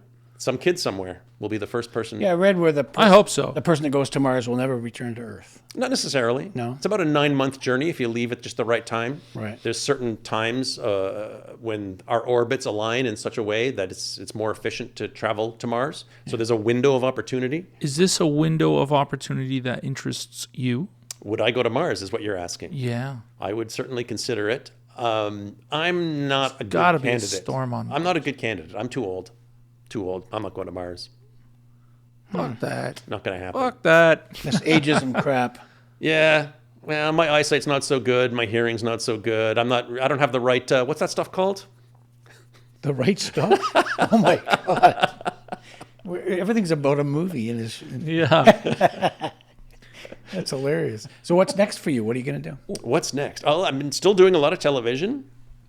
Angry Planet's been off the air for years, but I still do a lot of television. I've probably been on about 40 different TV series now, somewhere between 30 and 40 different TV series. I do a lot of stock and talk shows right now, which are easy.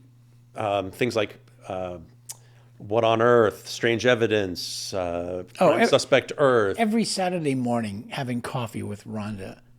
Pop on the TV and there I am. There's George. Yeah. It's Yeah. like weekly. So I've become a go-to guy for these documentary TV series where they'll talk about places that are interesting that are seen from satellite images or trying to debunk conspiracy theories and stuff. So they bring me in as sort of the natural world guy because I've got this broad spectrum of experience and knowledge. I can talk about different environments and I can talk about planets and I can talk about weather and I can talk about geology and all these different things to the point where I'm frequently brought in as an on-camera expert, if you will. And I like doing them. I learn so much from doing these. I find out about these places that I never knew existed. And it's just super, super cool for me to do these. I prefer being out in the field, Right. doing that type of television, making programs. And I've been pitching stuff, and it's difficult these days. Okay, so that was Budgets are all splintered. That was my next The question. economy sucks. Maybe not call it Angry Planet, but something. You want to try something similar? Oh, yeah. I'd be all over that. There's got to Absolutely. be So way more places to go on Earth. there's so much. And plus, as you were mentioning earlier, every tornado is different. They all behave different. Every force of nature has a different personality, different character, right? So you can revisit similar places and have a completely different and very exciting TV show, right? And technology's better. We got better drones and all kind of we can get some really cool shots and stuff, right? Yeah. So there's a lot of potential to do that, and there's been interest, but the funding is always the problem these days. Because to do this, it gets expensive. There's a lot of travel, things like that, and so. But it's interesting to me because years ago, you needed a large crew. The cameras were large. This was large. Yeah. Everything. So now we've made it so accessible Yes. with new technology cameras and the drones and whatever. You said yourself you would go out to the volcano, just you and Peter. Yeah. So We were doing it back then, so there's no reason why I can't do it now. 100%. So what they're spending on travel, they're saving on crew. True. And the technology, you can edit your movie and color time it on your laptop. And I have pitched this more times than I can count. And the networks, streaming services, they come back and they say, we love the idea, but. Yeah. Oh, this is great, but. Oh, we pitch stuff all the time. Yeah. We get the but. Yeah. Yeah. It just hasn't. Now, landed are you pitching in the U.S.? worldwide. Oh, worldwide. Okay. Yeah, absolutely. Yeah, absolutely. So, but interesting one phenomenon that's happened recently that I'm not a big fan of is you get these big blue chip documentary series like Pole to Pole, things like that, and like with National Geographic and such, and they bring in the big celebrities. Right. They bring in Will Smith, right? Why? And they use him as a fish out of water in this situation. They brought him to the North Pole. And so here's Will Smith, who doesn't really know much what's going on. He's sort of representing the everyman who's sitting course. on the couch, right? Yeah. Which I get. That's totally, I understand the concept. And then people explain it to him. And people explain it to him. Well, there's half your budget. To me, it sounds so silly. It's ridiculous. Yeah, I mean, I get it. Will gets to do it because nobody else is hiring him. And he's got that brand recognition. Yeah. Sure. I know. I get it. Yeah, but he's just Chris Hemsworth does this with Nat Geo, and there's a bunch of they get the A-list guys and women, like whoever it is, and they go that route because they think it's going to get more eyeballs, and probably it does, but it costs a lot more. I'll do it for a fraction of the 100% of the cost, and Yeah, it's box appeal. You put Will Smith on the cover of the box, and you get it at Blockbuster. People recognize it. yeah, exactly, or any big A-list movie star. For anyone listening, Blockbuster was never mind. Well, the term still exists, even if the stores don't. Apparently, they're coming back. Oh, Oh, I don't know about that. yeah, with Well, stores. What are they renting? yeah. I don't know. Not much. Maybe renting a laptop or something Yeah. for you to watch Netflix on. Yeah. But that's also part of the problem is because these budgets, as you guys well know, the big budgets are not as much because now the eyeballs are being spread across TikTok and YouTube and unbelievable. Amazon. And so the advertising budgets are much less, right? So you have to do co-productions, international co-productions. Okay, well, we'll fund it, but you have to, or we'll fund part of it, but you have to get Right. additional funding from somewhere else, Right. right? So now you have to try and do this juggling match, this juggling game of trying to secure funding when nobody wants to commit and nobody has big budgets. So it's a challenge. Which I do find fascinating because things like technology like artificial intelligence is moving in and it's taking jobs like ours, but we work in a fictional world where if you want to get rid of stunts because of safety, insurance, et cetera, and replace it with artificial intelligence, Yeah. you almost can't argue it. You go, yeah, it's not as fun, it's not as fascinating, and it's not as cool. Behind the scenes just aren't the same anymore. But you kind of get it. With what you do, you cannot be replaced. You are moving into, unless it's a drone, you could send a drone in to a volcano And or people into do a that. tornado. Yeah, that happens all the time these I days. just thought about that, but Yeah, there's lots of guys that do that. Now, for you guys, I mean, how much work has been lost due to digidoubles, yeah, right? Yeah, A lot of these it's big happening. stunts from the 80s, 70s, 80s, 90s. Big time, That it's would happening. have that would have been a big set piece. Now, oh, it's too dangerous. We'll just do it with a digidouble, yeah, right? Yep. And you guys are there for the up close stuff, and then someone gets flung over, an explosion shoots a guy for 30 feet. Oh, we'll just do a digidouble. 100%. Same thing happens with me. A lot of it has had to do with smartphones. So I used to make a bunch of my living from shooting video of these events and then selling it to news networks. But now, Okay. that's pre-cell phone, right? So I'd be there with my video camera shooting a tornado, and I could sell it to CNN that night. I could upload it, and they would broadcast it. But now, everybody has got a video camera in their pocket, and no one's paying for the footage. That market has completely disappeared. And then Okay. add on top of that, Photoshop, CGI. I can go out and take the most amazing lightning photo. Anyone can now go into Photoshop and create that, and even more so now with AI. You can literally just type in, make a photorealistic tornado with beautiful branching lightning bolts in the foreground, and put a storm chaser truck on the road. But and there's boom, and it's nothing there. interesting about that at all. And I mean, you're dealing with the most natural, insane things. I mean, no, why wouldn't we want to continue to watch a human being? Like, to me, what you're doing is actually like, if AI is going to move in, the one thing we got to keep is a guy like you. Absolutely. And of course, I'm going to agree with you on that. But it makes so much sense. But it does make sense. And I think that there's going to be a real hunger for real world, actual people doing real things. Like that. The AI backlash is already Be happening. very valuable in the future. It's already happening. Yeah. Yeah, Right? Correct. And I think a very smart friend of mine once told me this great quote. And he said, the most basic unit of human understanding is the story. And having people telling real stories about real people will always have value. Right? Man, and that's I why I couldn't think it's agree more. important to keep sending people to places like the moon. Because you can send probes all day long, Right. but this recent Artemis mission, well, what's the stuff that went viral? The stories of these people, them having Nutella on board. That became this huge viral thing because it's relatable. They're people Right. that are telling their story about this amazing place. And it inspires the next generation. No probe, no AI is going to really do that. It's real people telling real stories. And in my case, about these extreme places. I mean, you got to give the hazelnut some credit. That's a good nut. It's really, I'm not going to lie. Yeah. It's good stuff. I mean, you could send that with a probe, I suppose you could. but it won't be the same. I Yeah, couldn't think agree the future more. looks bright, I think, but Yeah. we'll see how much AI people will be able to tolerate. I do think that AI will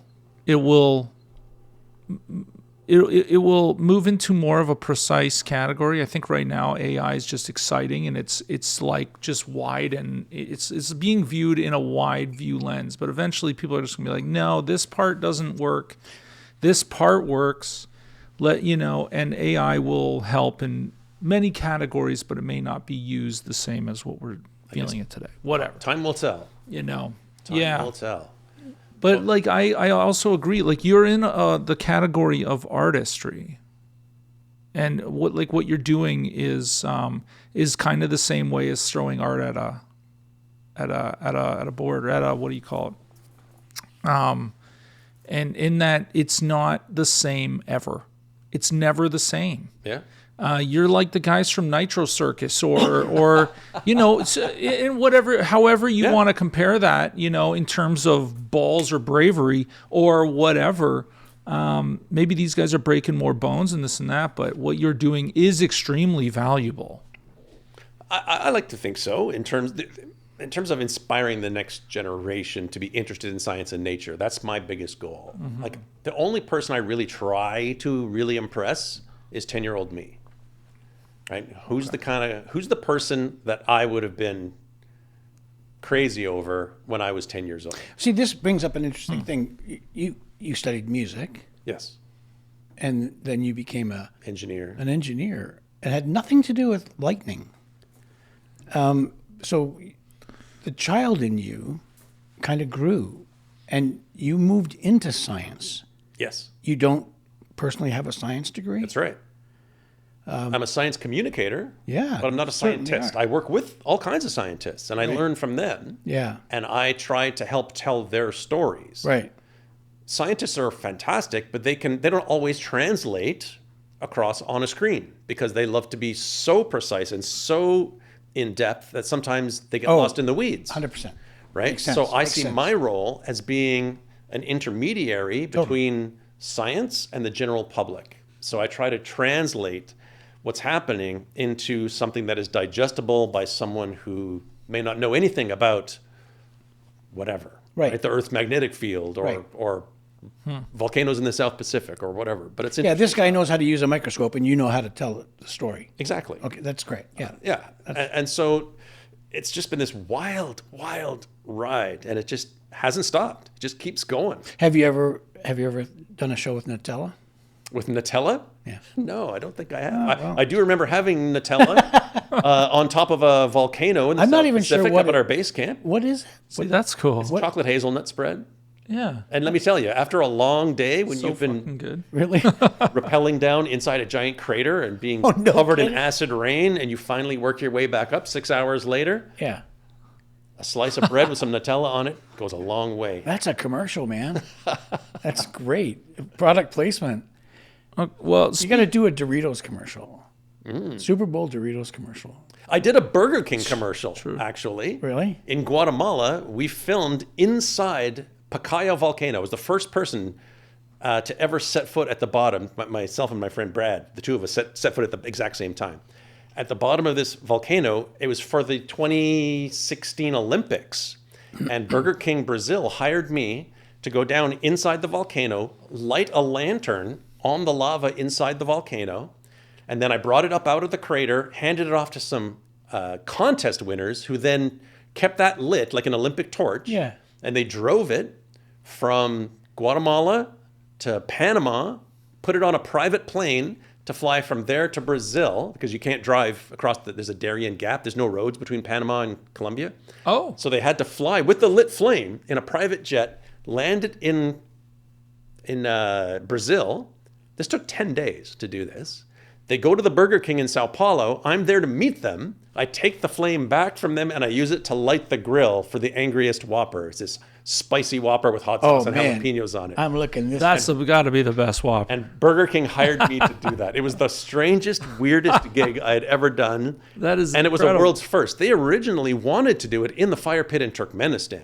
But I told them there's Do you know what no the title way. of the Oh, commercial wow. was? Sorry?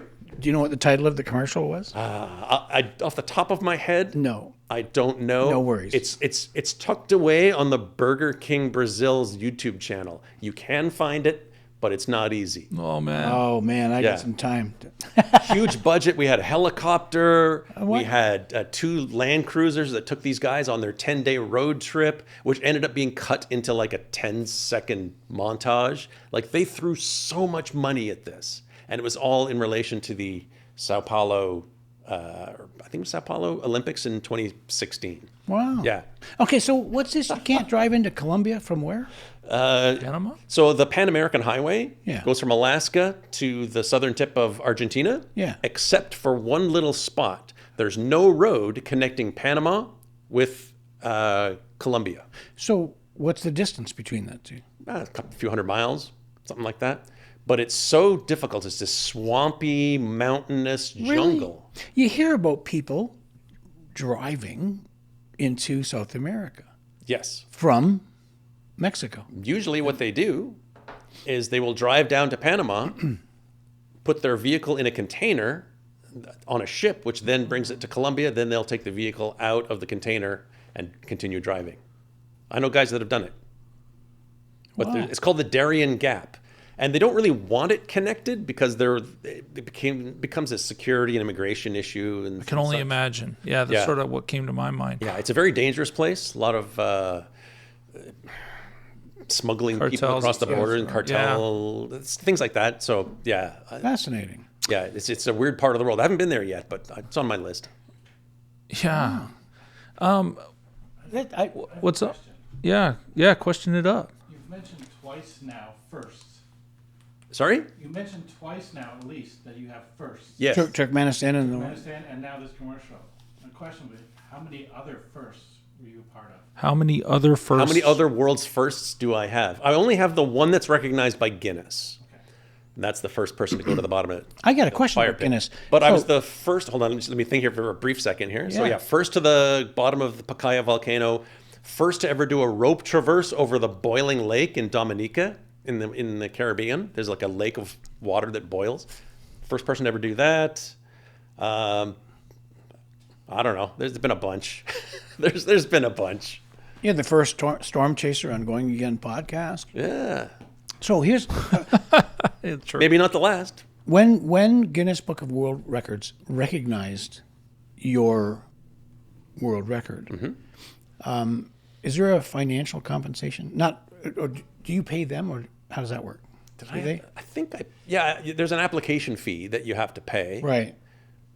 Well, so There was some fee involved for them to process. It took a long time. yeah, I set some world record a couple of years ago, and some people paid the fee for the what do you call it? Just to discover whether or not it was in fact Right, for the discovery portion, because they do a lot of research to make sure that you're not Yeah. lying. Yeah. Yeah, so they said, yeah, you got it. You've got it on film. It's all good. Blah blah blah. There's tons of witnesses, and then they said, but it's going to cost you thousands and thousands of dollars to be recognized with a certificate, and then way more money if they want to be put in the book. Oh, no, not for me. Oh, okay, I've no. been in at least 3, Oh wow, okay, Books. that's awesome. 2 or 3. So we decided not to. Jeez. If I was in my 20s and was trying to create a career, maybe I might have done that. But I just wanted to know. No, for me, it only cost a small amount for the application. Right. I think if you want to speed it up, it costs a lot more. Okay. Like a rush on your passport sort of thing. Yeah. But and then they just ended up featuring my fire pit expedition several times in their book because they thought it was That is- dramatic and Yeah. cool. Absolutely. So Very yeah, cool. so I've been in the Guinness World Record book a couple of times there, and I've been in Ripley's Believe It or Not books, Okay. So fun. stuff like that. man. Yeah, So I've had a fun. lot of crazy, weird That's opportunities. so fun, man. I mean, Yeah. those are proud moments in a lot of people's lives. Is that a proud moment in yours, or is there something even greater? Oh, absolutely. I've got the Guinness certificate hanging above my desk. I'm very proud of that. Of That is course. cool, That's yeah. awesome. I've addressed the United Nations Environmental Emergencies Forum in Oslo, Norway once. I was invited to give a talk to them. That's an amazing opportunity to talk to those type of people at that level of government, 100%. talking about how our world is changing.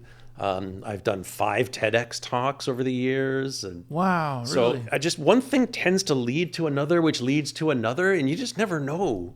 Because I do such weird stuff, I just never know where one thing is going to go. But isn't that exciting? yeah, It's super exciting. you don't seem like a guy who was looking for an achievement or a goal. You seem just like someone who's curious.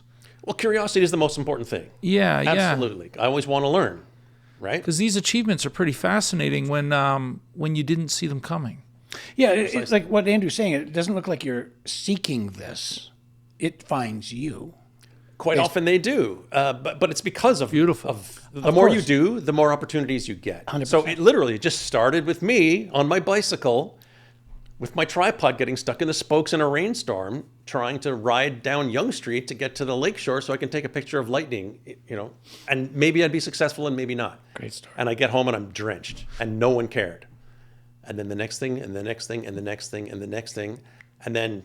About a year and a half ago, I received the King Charles III Coronation Medal Really? for my contributions to the What Royal is that? Canadian Geographical Society. Okay. I thought the email was fake. So when Charles became king after Yes. Elizabeth died, Yes. they released a number of medals to the different Commonwealth countries. I don't know how many, thousands, I would imagine. And I got an email one day saying that I was the recipient of one of them. What does that mean? They released them like they. Well, it's like a commemorative medal. Oh, so yeah, when, but when, when Charles becomes king, here's a bunch of medals that you can pin on your jacket, and we're Right. going to give them out to interesting or important people throughout the Commonwealth. Right. Right? Some in England, some in Canada, some in, I guess, Australia, New Yeah, Zealand. I'm still waiting for mine. It's just it's all groovy. And because I'm closely associated with the Royal Canadian Geographical Society, I presume they received a number of these medals, which then they decided to distribute amongst their ranks. Awesome. And I just happened to be one of the recipients. Wicked. So, yeah, from literally just me getting soaked out in the rain years ago to receiving But isn't that a medal. Isn't to- that wonderful? It is wonderful, and I'm super grateful to all of the opportunities that I've been able to take advantage of over the years. Not everybody gets the opportunities that I do, and that's why I feel that I have an obligation to share as much as I can with Yeah. the world, because You absolutely have I that. have to. Yeah. It's part of my mission statement, Yeah, right? no, it makes sense. Travel the world, document the most extreme places, and share what I've seen. Right. Right? That's it. That's my mission statement. Everything I do in life follows that guideline. That's it. That's how I make my decisions in life. That's great. Right? Is the next thing I'm going to do, does it follow that? Does it somehow serve that? What am I going to do today? All right. I'm going to edit some photos and put them on my website. It's not a very exciting day, but it follows that trajectory. Right. It's a piece of that. Now- Some days are more important than others. Now, Just like everybody. because Like of this, today. George. Like, Yeah, that's right. But because of that, that means that this is going to be a long podcast. You're going to be sitting here for a minute. Yeah, we had to reset that. It's all groovy. No, we can this is edit the me best. out. Edit 90% of me out. This is the thing. It's the best thing. You have an amazing story. More questions. No, I want. Go ahead. I want to know about North Korea. Was that? Well, hold on. I'm getting there, you fuck. You just said go ahead and then said I wanted to know about North Korea. Oh, my mistake. Okay, so my question is North bro, you're Korea. into this world. He'll No. take you out. It's just like you. No, okay. You know what? We might as well go there. You're a dick. I know. No, I love it. I mean, this is the thing. If me and Randy are arguing over questions, that's because we got an amazing guest. North Korea. Let's go there. Yeah. North Korea. You talked about Antarctica. I actually find that interesting because just not a lot of people are going there, and of course, not a lot of people are going to North Korea. As far as I'm aware, it's only a few hundred Westerners or something are going to North Korea every year. It's not. It's North just not a Korea is thing. currently completely off limits to Westerners. They closed their doors during COVID and have not reopened them to Westerners. Okay. Was it an Angry Planet episode you went there? No. So I was there in 2017. Is there any other country like this? Any other country? No. You had a hard time. The closest would be Turkmenistan. Okay, you had a hard time getting into Turkmenistan. Yes. It relate at all to North Korea? Absolutely. However, I wasn't filming a TV show when I went there. Okay. So I just chose to go there. So I had this opportunity come up to join some people on an expedition to North Korea, a mountain trekking expedition. Right. So I didn't want to just go to North Korea and go see the statues and such, and we'd go to the museums and things. I wanted to do something substantial. So I found this expedition. I didn't lead this trip. I was just part of it. It was all Brits that were doing this, and I was the only Canadian in this group. And so the idea was to go to North Korea. We would have these government-appointed escorts with us. But the idea was we were going to some of the national parks and we were climbing these mountains and we spent the night camping. I slept in a hammock out in the forest in North Korea. It was amazing. No one gets to do that. Very few people get to do that. And it was in 2017, which was an interesting time because Trump had just gone into office 6 months before, and he was fighting with Kim Jong-un.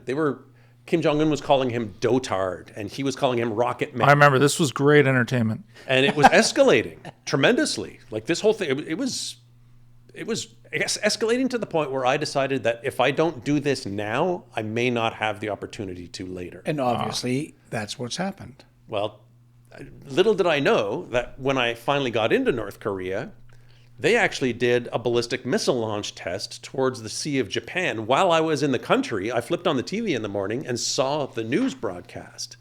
And I'm thinking, The North Korean? yeah. I was in North Korea watching North Korean television and saw the missile launch test that happened the day before while I was in North Korea. And I'm thinking, is this going to escalate to the point where things get really serious? Like, And am I you going to don't get get to nuked? come home. Am I going to get nuked by the Americans while I'm here? Is basically Wow. what's going through the back of my mind. Like, That's there the was, closest you could be to anything, eh? there was a non-zero chance of that happening. It was this whole crisis, this 2017, 2018 window where before they became buddies, where it was a serious escalation. And one thing that I saw when I was there was a bunch of kids taking sticks, and the adults brought out these not cardboard, but plywood cutouts that were painted to look like U.S. Army soldiers with these grimaces on their face. And the kids would then go up and attack these effigies of the Wow. U.S. Army soldiers. And I'm there showing off my maple leaf flag. Yeah. That's why I'm not American. Yeah. I'm Canadian. It's okay. So yeah, just the indoctrination, the things that happened there were so strange. And while I was climbing one of these mountains, I started to get a hernia. So now my intestines are poking out in this weak spot in my muscle wall. And I have to reach down in my trousers every 15 minutes to sort of push my intestines back into my body. And I'm not going to go to a hospital in North Korea. So I had to wait 10 days until I got home and then went for hernia surgery.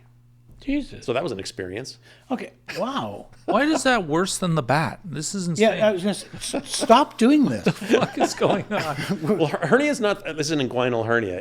It's not super dangerous. Right. Unless it gets It's strangulated or twisted. It's annoying. It's annoying until it becomes a problem. I'm assuming you're wearing down-filled pants and a big parka, and you got big mitts on, climbing a mountain. No. No? Oh. We're not talking like super high mountains, but Okay, so you yeah. And it was summertime. reaching down your trousers to tuck your intestines back in was Not so bad. simple. Yeah. Yeah, not so easy bad.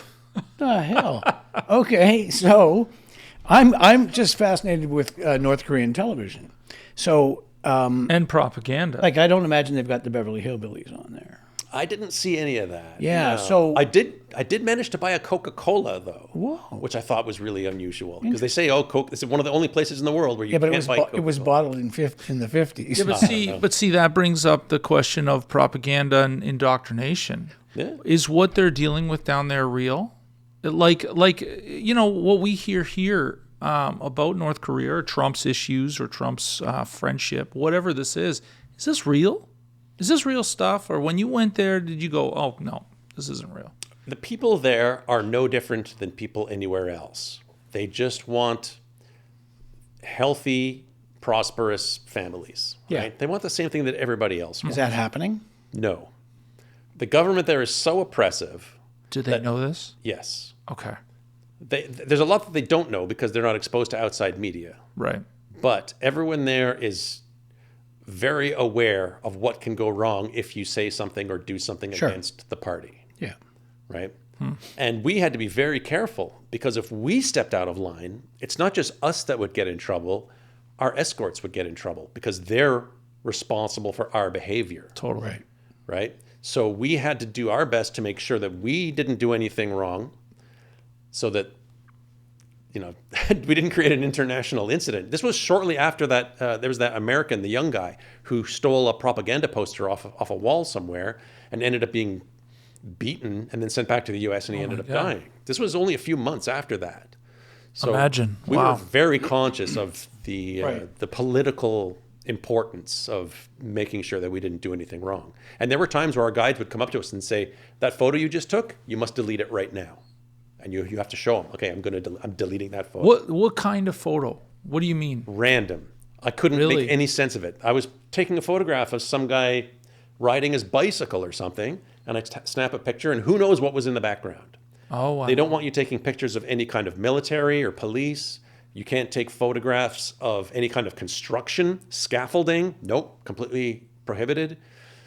If you take a picture of one of the statues of Kim Il-sung or Kim Jong-il, you have to take a photo of the entire statue. You're not allowed to zoom in and just get the head and shoulders. Nope, you can't do that. You have to put hearts around it. Pretty much. Yeah. It's the Do that rules little- there are so arbitrary. That dog thing with the nose and the chin. So I went there, I experienced the culture, I got to go to places that nobody gets to go to, and I never need to go back. How long were you there? About 10 days. Okay, so my question goes back to the TV thing. So you're telling me that when you wake up on a Saturday morning, and I'm just saying Saturday, you click on, and whatever channel you're on, the government is broadcasting a nuclear missile test to the public, Yes. so that they know that they're being protected. Yes, absolutely. And on every street corner, you can buy these propaganda posters and postcards that show the North Korean army crushing the Americans, and like a big hand coming down, a big fist coming down and crushing an American plane and things like that. It's amazing that the children have sticks and they're beating up the effigies. Now, do these people, the North Koreans, do they believe this? Do they understand? Do they think that they're It's hard going for me- after Americans? Should they? It's hard to understand what they fully believe, because they either A, believe it, or B, they're afraid to say that they don't. Totally. Right. So it's really difficult to get a bead on, and plus there's a language barrier. And blue jeans are illegal there. They might be. I'm not don't quote me on that. I'm not sure if they are. Well, I saw a show where a young Yeah. North Korean girl escaped, and There's a lot of stuff you can't bring in. You first can't, thing she wanted to buy was blue jeans. yeah, you can't bring a Bible in. That's a big problem if you bring a Bible in. You can't bring any kind of South Korean television programs on a USB stick or anything like that. You'll get in big trouble. Oh yeah, there's a lot of rules. Fascinating. And I didn't even know I was going to get my entry visa until I landed in Beijing. I flew from Toronto to Beijing and picked up my North Korean visa in Beijing. And then the next day flew to Pyongyang in North Korea. Wow. So there was a... Cutting it kind of short. Now, did this scare you at all? Were you nervous going to North Korea? Absolutely. Yeah, you should be. Have you been If you're more not nervous in that situation, then you're not paying attention. Interesting. Yeah, and that I imagine that keeps you aware and. Exactly. And there were some people in our group that were kind of oblivious and that did some stuff that I'm just shaking my head at. It's like, guys, Going with a group is never good. well, you kind of have to. There are a lot of Yeah. restrictions on how you can get into North Korea. So at the time, you had to go. There's literally no other way to get into the country at the time than going with an approved company that is government sanctioned and government approved. So yeah, it's very restrictive. And right now, North you can't go Korean at all. government approved. Exactly. Now, is there a reason for someone like yourself or a scientist or others to go to North Korea? I went because because A, it's difficult, and I specialize in things that are difficult. And I wanted to showcase the natural beauty of North Korea. When people think about North Korea, what do they think about? They think about soldiers. Think about hell. They yeah. think about the statues. supreme leader, the statues. You Suppression, think yeah. about propaganda. What you don't think about are the beautiful mountains and forests that they have there. And I wanted to go there and sort of show a different side of North Korea, the natural world there that nobody gets to see. Now, speaking of that, and nobody gets to see, do the North Korean public get to enjoy these trees, these mountains? Yes, they do. So while I was out there, in some of these parks, we were encountering local North Koreans all the time. Absolutely. And they can speak to you freely? No. They don't. They choose not to. They likely choose not to. Really? Yeah. Yeah. In fear of what you're going to say, or is Or it? fear of being caught saying, We were mostly ignored, really. We didn't raise a lot of eyebrows. I was riding the subway in Pyongyang on the subway train. And there's this group of like Westerners amongst all the North Koreans. And I was expecting everybody to be staring at us the whole time. But they basically just ignored us. Now, their technology and all this stuff has to come from the motivation of other countries. Well, they're they're close allies with Russia and China. Well, so that's They get true. a lot of their Okay. technology and such there. They still get tourism from China and Russia as well, but not so much from the West. It's a very surreal place. Very surreal. is Pyongyang, it's a large a city. Yes. The population, basic? I'm not sure the population, but it's the million. biggest city in the country. But interestingly, at night, there's very little electricity. If you ever see a satellite image of the Korean peninsula, you can see China is all lit up at night. South Korea is lit up like crazy. And then in between is North Korea, and you see just a few lights. Because the infrastructure there is so poor, there's hardly any electricity. So it's really striking. And you didn't film anything there. I didn't bring, what did I bring with me? I brought with me a small SLR. I took a bunch of still photos. I didn't really dare to shoot video. Because I knew that everything was going to be inspected when I left, and I didn't want to have any problems. Right. So you didn't go as a TV crew. You guys went as just a group to explore and That's right. That's right. check out the beaches. Yeah, check out the beach. We actually did go to the beach in the DMZ. There's a spot along the coast where the demilitarized zone, which is full of military, it reaches the ocean. And I was actually right there in the DMZ. Very few people get to go to that part of the DMZ. And it was right on the ocean. And it was beautiful, beautiful rock formations. Crazy. Yeah. Just crazy. Yeah, it was wild. You watch videos of their military marching. Yeah. Very daunting. Very daunting, absolutely. Every one of them single-minded. Oh my God. Yes. You have 1,000 men with all the same thought. But like, is this? Yeah, I don't know. You're over here just trying to figure out what you believe, what you don't believe, what they show you for why, whatever. Is all that? I mean, I don't know. Like, it's crazy, man. They when you see these young kids hitting American soldier, cutouts or whatever with sticks. Do they know what they're hitting? Do they know what the Americans are? Do they know who they are? Do they know anything? I don't know. You don't know. Yeah. Again, the language barrier. I don't speak Korean. No, totally. The only way to communicate with the locals would be to go through one of the guides as a translator. And I did not want to put him in a position to ask tough questions. Sure. Because that makes him uncomfortable. And I don't want to make my North Korean Totally, escort man. Totally. uncomfortable. Now, you must see this in other countries. A little bit. Yeah, absolutely. I've been to some of the most difficult countries in the world, Eastern Congo and Myanmar and Turkmenistan. Why Eastern Congo? What's that? Big volcano, the Nyiragongo volcano. Yeah. It's the most dangerous volcano in all of Africa. It has this humongous lake of lava, which of course I rappelled down and stood right at the edge of. But every now and then, every few years or so, I love how he uses the word "of course." Yeah. this volcano has a tendency to have cracks form on the side, and the lava flows out at really high speeds into the nearby city of Goma, where about 1 million people live. And so it's extremely dangerous. So I've been there twice now. So the choice to move to Goma. Goma is it's not a great place. There's a lot of the city's been overrun by the M23 rebel groups. Okay. A group there, and of course there's a lot of civil war and tribal conflicts. And back in the mid '90s, of course, all of the during the Rwandan genocide, a lot of people fled Rwanda across the border into Eastern Congo. So there were a lot of murderers from the Rwandan genocide that ended up in Eastern Congo trying to flee prosecution. So it's a rough place. When I was there, it had the largest UN peacekeeping force of anywhere in the world at the time. It was 2016, I think it was, something like that. And so you're going there to look at this volcano and make a TV show.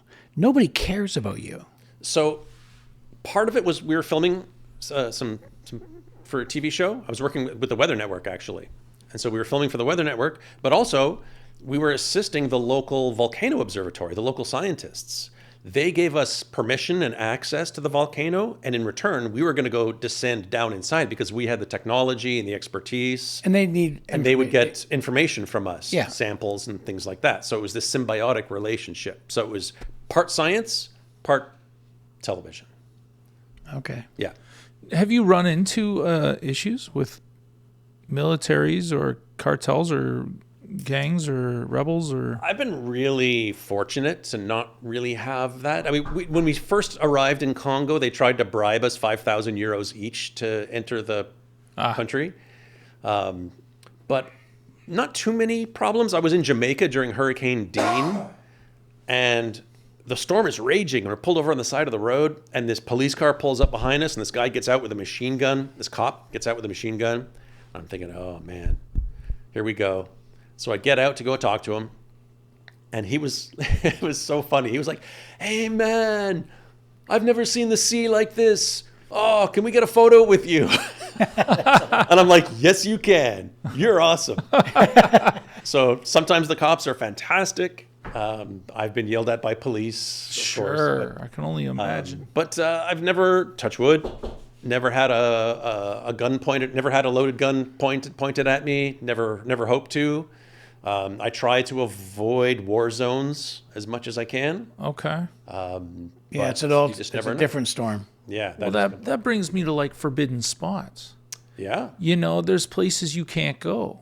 You Absolutely. just can't go. You know, I'm kind of interested in the scientist Graham Hancock, whether you are or not, I don't know. But you know, he can't go to certain spots in the Middle East to study. Sure.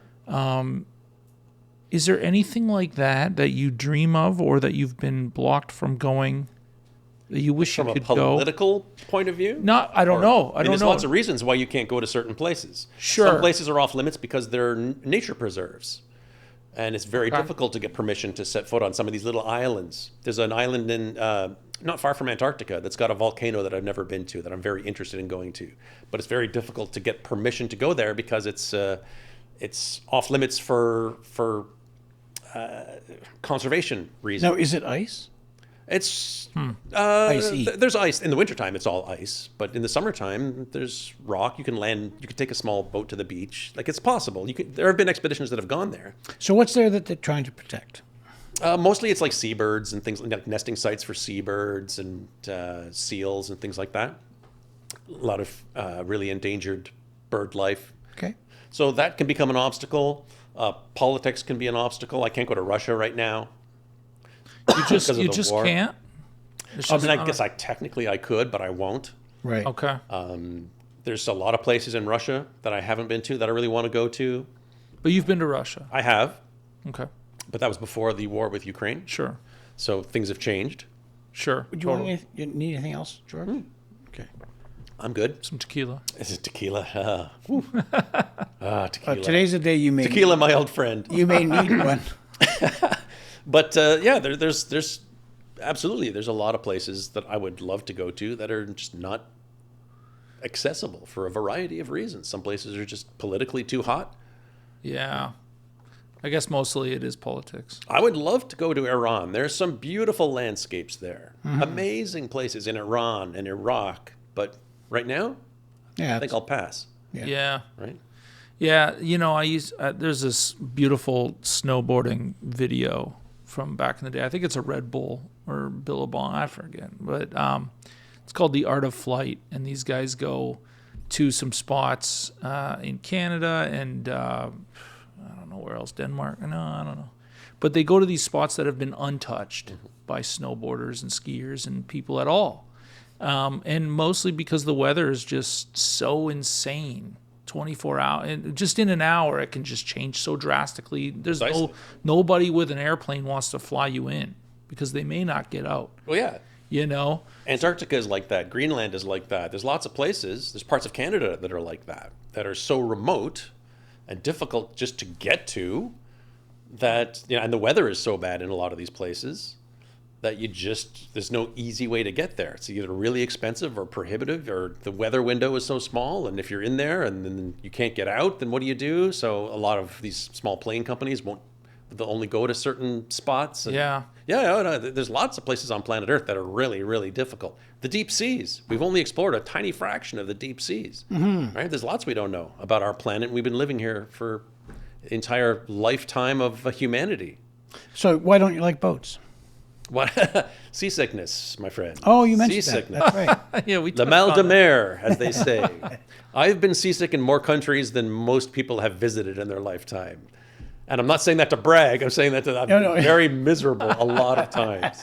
Interesting. Yeah. I've been seasick underwater while on a shark dive in the Bahamas, throwing up into my scuba regulator. Jeez. And I've been seasick doing zero gravity. We did a whole episode on spaceflight training. And the vomit wow. comment. The vomit comet, yeah. Well, the vomit comet's the American- government version. right. There's another plane called the G-Force One. That's a Okay. commercial version, and I was on that, which was great. And people can do this? Yeah, ask and pay. Let's go. You can do it, and it's great for the first 20 minutes or so. It's fantastic until you start throwing up, and then your flight suit has lots of pockets, and there's a barf bag in every single pocket. So you're just floating and barfing. Yeah, it's. I would do it again. That's hilarious. I'm a glutton for punishment. It was cool enough that I would do it again. The first time Yeah. I drank Jack Daniels, I think I vomited. Yeah, And I said, I'll do it again. yeah.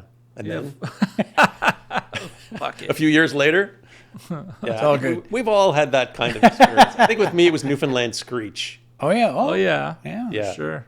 yeah, that stuff. Ooh, not so good. I filmed in Newfoundland. We filmed an episode of Angry Planet there where I was ice climbing on icebergs, like icebergs the size of apartment buildings. And I Yeah. was putting satellite tracking beacons onto the icebergs. That's one of the most dangerous things I've done on Oh, television. just a minute. That's really interesting. So you climb an iceberg Yeah, and you put satellite tracking beacons on the iceberg to Yes. track its movement. correct. Fascinating. Yes. Done that a couple of times now in Newfoundland. Okay, so what do we learn from this? Well, unfortunately, you don't learn a whole lot, as we discovered. It's way worth it then. I don't think it's actually worth doing again. So we were doing that to try and see how fine of resolution information we could get about these icebergs that come from Greenland. Yeah. Spend 2 years traveling from the Arctic down to the coast of Newfoundland, and one of these was the iceberg that took out the Titanic in 1912. They're pretty slow, eh? They're pretty slow, but they tend to roll and move. Sure. Right? And that's number one. That's the danger. Watching them roll is fascinating. Yes. So, and being on one is While it's rolling, well, will you don't want to be suck. on one while it's rolling. Oh. But we had all these safety precautions in place. I had a safety diver, and I had a small scuba regulator with me, and all these different. For that just in case movement. Yeah, wearing a Okay. dry suit, the whole works. But the problem with doing that is twofold. Number one, it's very dangerous, super dangerous. Number two is because they tend to roll and flip so much. Once the satellite tracking beacon ends up underwater, that's it. It's no Right. good. So Yeah. you lose your data. Sure. So we tried and did it a couple of times, but it's not the most efficient way to track icebergs. You can do it from satellite. You can do it from airplanes. There's an iceberg patrol that they use airplanes to track the icebergs and stuff. It's just way safer. Okay. Yeah, don't try this at home, kids. And it's funny because I was doing that. Beautiful day, drone shots, the whole works. It was beautiful. I get off the iceberg into the small boat. We go back to shore. We're having lunch, and I look out into the bay, and the iceberg had rolled No kidding. shortly after I got off of it. Yeah. Wow. Imagine having an apartment building roll over on top of you. What I find fascinating is when the ones I've seen anyway, when they've rolled over, how the bottom is so dirty Yeah. because of scraping across the ground Yeah. and picking up rocks and dirt. Oh wow. Yeah. They pick up rocks and dirt as they are forming on the glacier, Yeah. and then they scrape the bottom when they're floating, and Yeah. they're filthy. Wow. I hope they. But they're roll back. beautiful. I Yeah, love them. They're yeah. these abstract sculptures of ice that have taken thousands and thousands of years to form, and they come to Canada to die. That's where the water gets warm enough for them to not survive any further. So Greenland is where most of these Atlantic icebergs form. That's the nursery, if you will, the natal unit, and then Newfoundland is the graveyard. Now, I That's will fascinating. admit, I'd be totally jealous if you threw a little of this ice in a whiskey. Well, I've done that many times. Really? I have absolutely done that. I thought you were going to say that was ridiculous. Nope. I'm stoked about that. If you find a nice clean chunk, that ice is thousands of years old. It predates the that Industrial Revolution. Okay, that would Oh be. my God. Right? So theoretically, I you would find a even- good piece. It's nice and clean. I would even put that in it. I'm so jealous. I've done it. I've Really I've old had scotch. scotch. Had gin and tonic with iceberg ice in it. No way. Yeah. I have some Jamaican scotch. Man, Jamaican scotch. That's a contradiction. I know, but it's not real. Scotch. Jamaican whiskey. Just no, it's rum. Irish Scotch. Irish whiskey's not scotch. It's got to come from Scotland. Oh, to be called Scotland. Well, Scotch. maybe that's what it is. There's some Scotch aficionados listening right now. They're I'm screaming. just testing you, Joe. And it was done in some Caribbean rum barrels. Oh yes, It was aged in the rum barrels. Yeah. Nice. Any chance you'd like to taste on the show here? I'll get up. Do you have some? No, really I have can't. some? He can't. I So- can't do day drinking like I did. No, no. Days. Neither can we. Just Yeah. thought I'd offer. Anyway, I've learned from all the day drinking I do that No, I it's- can't do it. it was just the ice. It's just the ice. That, Yeah. No, that is fast. Oh, I just happen to have some iceberg ice here with me. Clunk. If only. Wasn't there a company once marketing bags of ice from the icebergs? There's a company that does iceberg vodka, Okay. where they make the vodka with Right. ice from these icebergs in Newfoundland, and I filmed with the guy. So I saw the whole process. He was And just I guess there when that's- you were there. That's legal, right? You just go. Yeah. What do? Just go out to an iceberg and chip Got a out. barge with a big claw, like a big front end loader thing, but with a claw, and he and- grabs chunks of ice, puts it in these storage tanks. Just anybody that has a barge that can afford the claw thing can just go out and do this. Technically, yeah. Huh. I don't know if he has a special permit to do it, but he's the only guy. There's only one guy that does it, and he makes the ice. He supplies the ice, supplies the melted iceberg ice that they use to make iceberg vodka. Fascinating. Yeah. It makes me He's a wanna- real thick Newfoundland accent, and it's hard to understand him, but it was really cool spending the day with him watching him do this. Oh, that's fun. Yeah, that is cool. Your experiences, man. It's- So many. it's so crazy. many. Yeah, and we've only talked about 5%. Like, there's just so much over the past close to 30 years now. Sure. You know, 20, I did chase my first tornado in 1998. So we're coming up almost 30 years of traveling around the world. I've been to 95 countries, Wow. around the world many times, and I try to never take any of it for granted. Yeah. I try. Well, knowing you as well as I do, that I see that happening. That you're not taking it. So, when you go to Kansas, and you're gonna chase a, can anybody do this? Anyone can do it. Not just- everyone can do it safely. Jump in this. There's absolutely no law saying that you can't get into your car, drive out on the highway, and follow a thunderstorm. Now, if you don't know what you're doing, you'll never find them. Or if you do find them, you'll probably endanger yourself. May not survive. But that's a problem Don't take the kids. because it's gotten so much easier in recent years because of certain apps on phones and Well, that certain makes sense. popularization by various Sure. high-profile storm chasers. Now there are traffic jams. That's out there. hilarious. Traffic jams. Like, Oh, you serious? I absolutely. bet. And it's gotten to the point where I think it's dangerous. Oh yeah, because you got to yell, everybody back up. Exactly. But Oh my God. social media has also, it's got daredevils out there. Absolutely. It's forced people to want to do some crazier shit than you did. And I am guilty of that. Obviously, I've made a career out of doing sure, of extreme course. things, right? I don't excuse myself from that. Yeah, but you're not doing it irresponsibly. I try not to. But when you have hundreds of cars now all descending on these few Kansas roads in a remote county Yeah. somewhere, Wow. it completely overwhelms these Never little even- towns. never And even it's crossed my mind. It's crazy over the past few years, like to the point where it's becoming a serious issue. Way too many storm chasers. I can only imagine. Yeah. Back in the old days, God, I sound like an old man. That's hilarious. But back in the late 90s, early Yeah. 2000s, if you ran into another storm chaser, you'd pull over and go, hey, and you'd shake hands, and everybody knew everybody. Right. It was this great, tight-knit community. But now with social be media... small, yeah. Yeah, small. It was a small community. It's like the movie. Yeah, but not anymore. It's not like that anymore. Well, I'll be damned. Yeah. Well, it's unfortunate. it's as quick as saying, here it is. Yeah. Here's my location. And everybody can just come. Well, that's the truth. You know, it's as Somebody quick on as- Waze can just, there's a Yeah. tornado coming. It's right here. Exactly. So when I was a kid, the very first movie that I ever saw in surround sound, the first time our theater ever had surround sound, the first movie I ever saw was Twister. Nice. And it scared the fucking daylights out of me. I was a kid. I was young, and I was like staring at the movie with wide eyes, like what the hell. And to me, it felt like the tornado was out in the lobby. That's what surround sound meant to me at that time. What a change. And as far as I'm aware, my whole family was there.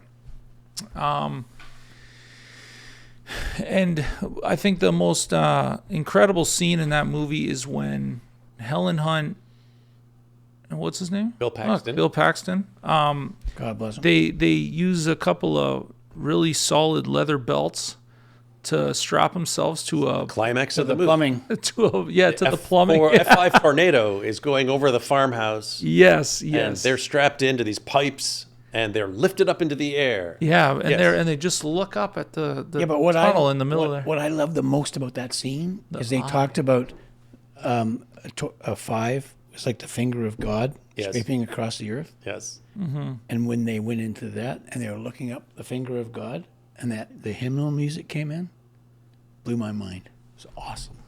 Oh, yeah. It blew my mind as well. However, they would have been ripped to shreds. They would have been relieved of their skin. Okay, this is what I wanted to know. 0% chance of survival. It would have changed the rating of the show. For real. Yeah. Okay, this is what I wanted to know. Could you It was see just, Helen what Hunt the just hell? being stripped like a glove? Her skin well, coming off? her clothes at least, whatever. Well, that's first, but But then we got to see Bill too. That's okay. I'm turning. It's the such a channel. great movie because of, well, obviously the visuals were great. It was written by Michael Crichton Yeah. originally, and Jan de Bont was the director of Speed. And of course, Bill Paxton, one of the greats Yeah. of all time. Yeah. Mm-hmm. Carrie Elways, and I mean, it's the stacked cast. And a really fun premise. Great visuals. It came along at just the right time, right? The CGI technology was just at the right point where they could pull it off. Philip Seymour Hoffman. Philip Seymour Hoffman. Yeah, man. Yeah. Anyway, But we like to watch the movie, my colleagues and I, to point out all the scientific mistakes. Yeah. Oh, yeah, that's not. They'd be course. dead. That's not right. The wind's blowing the wrong way. Oh, we do the same thing. We watch a movie and go, "Oh, that car's going to flip," because we see the we see the ramp. Yeah, you We- can we- see the yeah. we exactly. actually just had a milliner, a hat maker on the show, and she, you have cops that say we don't watch cop shows. You got doctors that say we don't watch doctor shows because there's too many mistakes. Then we had a hat maker who says I don't like watching an old western because it's just not, the cowboy hat he's hat wearing sucks. just isn't right. It's hilarious. So That's specialized knowledge. Yeah. Right. yeah. Very Anyway, niche please knowledge. continue on this. I want to hear about this. Which of just like how Just- how bad Twister was in terms of science? Yes. It doesn't matter because it was such an entertaining movie that Yeah. I've watched it So- more times than I No. can count. We spoke of it earlier. But the new movie, Twisters, the sequel, I've seen it once. I never need to see it again. Yeah. Not What's for- it? What can only happened? imagine. They made a couple of another years one? ago? Twisters. Yeah. Like a did it. sequel? Yep. Oh, never. Most sequels suck. Don't bother. What about Sharknado? Oh no, that's totally legit. Absolutely. Yeah, it's got to be. That's all. Yeah. Duh. What, you haven't seen a tornado filled with a never-ending conveyor belt of sharks coming out of it? Yeah, I mean, it makes so much sense. I've never seen Sharknado. So, okay, so we mentioned this earlier. On Twister, they had that thing that looked like a big garbage can, and they had all these little balls in there. And they Dorothy. yes, Dorothy, that's Uh, right. And they. Going up in the tornado, yeah. Well, here's a trivia question. In the movie Wizard of Oz, Yes. what was Dorothy's last name? Gale. Oh, Jesus Christ! It took us. Come on. Took a weather guy to tell you that. Oh, I love it. It's great. So What town was she from? that little town there, right? In there. Kansas. Yeah, there, yeah, right there. Liberal, Kansas, in southwestern Kansas. Liberal. Yep. Is They've it got in- statues of her there. They've got a yellow brick Yeah, but road. does it say liberal in the show? I'm not sure if it says it in the movie, but that's, Yeah. So how? Why would I know? I don't know. I just love the fact that she got caught in a hurricane and her last Exactly. name was Gail. Gail. it's No, it's awesome. perfect. The great writing. So that canister of those little balls with the Coke can wings on them. That's not real. No.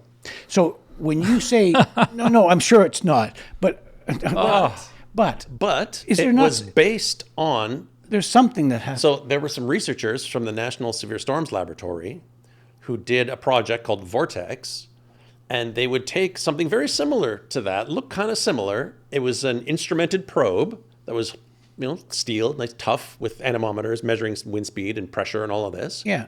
And it was called TOTO, the Totable Tornado Observatory. Oh, that's So they it really worked hard on that one. It was it was the direct inspiration for the movie. Makes sense. Oh no. So Dorothy was based on Toto. Of course. Yes. Oh, just a second. So that was before the movie? Yes. What year would that be? This would have been I think was it the Wizard of Oz was in the 30s? no. Well, The Wizard of Oz. We're talking about Twister. Twister. It was Oh, before my- Twister, I'm not before The Wizard of Oz. My brain Where the was fuck are still you going? stuck back in Oz. Dorothy, played by Helen Hunt. Yeah. Bill Paxton was the Oz. Yes, Bill Paxton played the the Tin man Man. behind- Tin Man. Yeah. Yeah, precisely. Okay, so I'm back to reality now. Yeah. Go. Yeah. So But- it was based on something real, but they just Hollywoodized it. Copy that. Okay, but so you're saying you like the movie Twister? Yes, I do. So do I. I think it's a blast. Well, I thought it was a blast, but I'm not a tornado chasing. Right. Well, neither was I when I first saw it. Just a second. When did that come out? 96. Really? Yep. Wow, Andrew, you're older than you thought. Oh, I was 11. Yeah. Yeah, okay. Well, whatever. I was scared at 11. Yeah, that's okay. Big whoop. Nothing wrong with that. It's a scary movie. Like, tornadoes are something to be afraid of. You should be afraid of them. Yeah, I it would- scared the shit out of me. I would think so. There's a lot of good reasons to be afraid. Actually, you of a know what? I tornado. was 10 because I'm born at the end of the year, so I was Right. 10. Yeah. So So that's the cutoff. my wife took the kids to Tennessee once, and they were driving across the bridge from Cincinnati to Covington. Yes. Covington, Kentucky, Okay. and the traffic had stopped. That was because the first time I witnessed. because a tornado was coming down the river on the edge of the That's right. Okay. on the shore, and nobody could move. She's in the middle of the bridge. I The remember. kids are freaking. I remember all the debris, and I remember the car shaking and moving. Like I remember that. Yeah. Yeah, I remember the car shaking. But I did mention to you on the way here today that if you said there's a tornado 5 or whatever they call them, I'm going to run out there. My wife would jump in the car with you in a second. Okay? she's she a likes that tornado weather freak. Well, clearly she has poor judgment. yes, clearly. 100%. So you're just reinforcing that, obviously. Duh. Yeah, no, she's just funny. she's a She cannot be trusted to make decisions. Understood. Gotcha. Yeah, she likes to play at the edge of life there. she does. Yeah. Yeah, I mean, it's crazy that you do this stuff, but you must have, through your curiosity of what began as lightning and tornadoes, you must have discovered something. You've discovered a lot of things. You discovered, but did you discover anything that we don't know about? We see a lot of popular things like tornadoes and hurricanes. Is there anything going on Earth at all that is just, you can't believe it's happening? You can't believe people live there? You can't believe what's going on? Wow. I don't know. I mean, it's a big place, and there's a lot that we don't know. Yeah. I mean, we're still making amazing discoveries in the oceans and in remote parts of planet Earth. And exploration today is not the same as it was a couple of hundred years ago. Back then, it was about conquering. It was about planting a flag, discovering new islands, discovering new continents. Well, guess what? They've all been discovered. There's no new land on Earth. We've got orbiting satellites. Google Maps have mapped every square meter of planet Earth. We know what's going on, but there's still lots that on top, but there's still lots we can't see, right? Cave systems under the sea, in some of these dense jungles, places like that, right? So there is, even though, I don't know if I was born too late to explore Earth or too early to explore space, But what I try to do, and what most explorers are doing these days, is not so much discovering new places, but learning new things about these places. Right? So Okay. exploration's never going to die, True. but its role is evolving. There's depth. There's depth. There's always going to be curiosity and discovery and things to learn. And sometimes the more things we learn, the more questions we end up with. Okay, so speaking of depth, why are we not investigating the oceans more than we are? It's dangerous and expensive. It's very expensive, really expensive. It's like making a TV series. It's much more expensive than that, right? So to do that, of course, there's value in ocean exploration, and there's a lot of it being done. Yeah. But these environments are so incredibly harsh, right? The pressure, the temperatures, the cold, the dark, in these Hadel depths, these thousands and tens of thousands of feet down, Right. right? But understanding the depth. It's more dangerous than going to space in some regard. Okay, I was just going to say that, but the understanding the depth, the pressures, the materials that we have access to, Yes. to create or build vessels. Which we have. Yes, we do. Not everyone uses the right materials, as was witnessed a couple of years ago. 100%. And that's Yeah, just incredibly yeah. sad. Very sad. But they knew that going in. They were told. And somebody's an idiot. So I understand the cost. I mean, what it would cost to send Artemis around the backside of the moon and come back. I mean, it's crazy cost. So why can't we? I mean, I would think that there's more value in the short term understanding the ocean and finding things down there that, again, might be a cure for cancer or whatever, Whatever. than going to space. Why aren't we doing it? Well, I we understand are, that. we are doing that. NASA is a big, high-profile agency, Yeah. and they have not as much budget as they should have, but they've got a significant budget. Ocean exploration, a lot of it, the funding gets cut. There's only a few governmental agencies that are doing that. You've got some of these places like Scripps Ocean Institute and Woods Hole. They're doing this. Some of it's being done privately.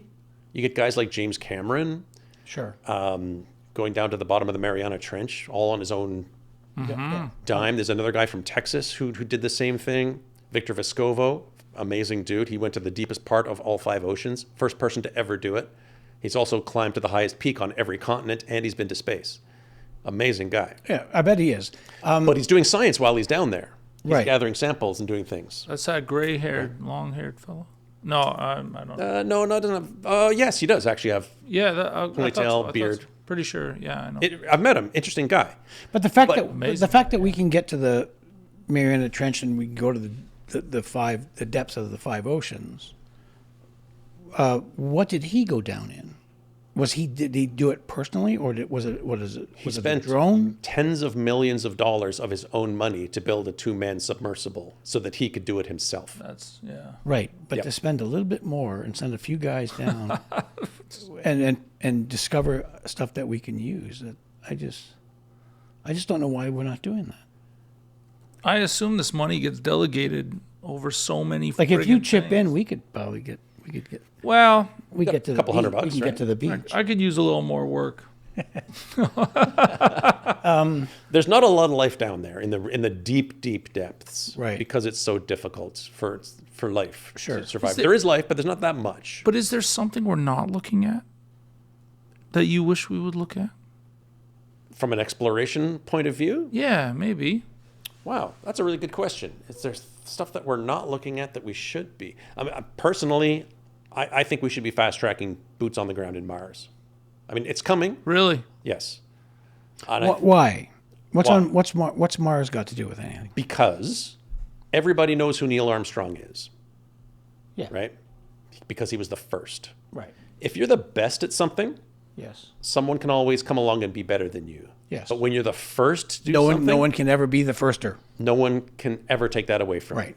So there's tremendous value in terms of investment in the future, investment in technology, investment in materials development and technology, and inspiration and education for younger people to have a human being do something that no one's ever done before that is so high profile Right. as setting foot on Mars. Right. Right? That person will be a household name for the rest of time. Right. And so I think there's tremendous value for the dollar. NASA, in the long run, over time, NASA makes money for the U.S. government because of a lot of the things that are developed in order to do these space missions become commonplace. Velcro, microwave ovens, all of these different things. There's T-shirt sales. well, I'm talking about practical things that are made and discovered and then utilized in general life. Sure, that right? makes sense. Yeah. So the R&D, just the R&D of doing a mission like that is going to end up being a financial plus in the long run. Yeah, well, it makes sense. Plus, you get to inspire the next generation with personal stories like we talked about before. Right. And we get to set boots on Mars. I hope it happens soon. So when you say soon, time is relative. What is soon? My lifetime. Copy that. Okay. I want to see it. It No, it feels makes- like it's around the corner. Lifetime, it makes sense. I mean, I could eat some bad sardines tomorrow, No, I understand. Or get bit by a bat. or get bit by a bat, or Yeah, another bat. God knows what. And you say it takes 7 months to get there? At least 9. Oh, 9. If I'm not mistaken. If I'm not mistaken, I'm not an expert on this. Yep. When the conditions are just right, at least 9. At what speed? Faster than. That fast? Well, I mean, not. I don't know. I'm not It's all good. astronomer or space expert when it comes to space propulsion. Like, can you imagine the ship that it would take and the fuel on board, including food and whatever else we need? Absolutely. The number of people that might have to go. That's absolutely mind-bending. As mind-bending to me as a Viking ship sailing across the Atlantic Ocean in an open-top ship, not knowing if there was land where they were headed. Yeah. But Those guys had guts. Oh, that is. Yeah, but they had iPhones and Did they? GPS. Fuck. Can They you were ahead of their time. Can you imagine a world where that didn't exist, eh? Like it's fascinating That is amazing. that they would set out It is amazing. in these little boats with some buddies and some rum, and not know Some What's- horns. that they're What's- ever what's going to past the land at horizon? the other. Yes, Exactly. And that's exactly what they did. That's balls, man. Yeah, that's very similar to the Mars thing. You know, it's just not really. And we even haven't- then, they know where they. We have no idea how many of them never made it.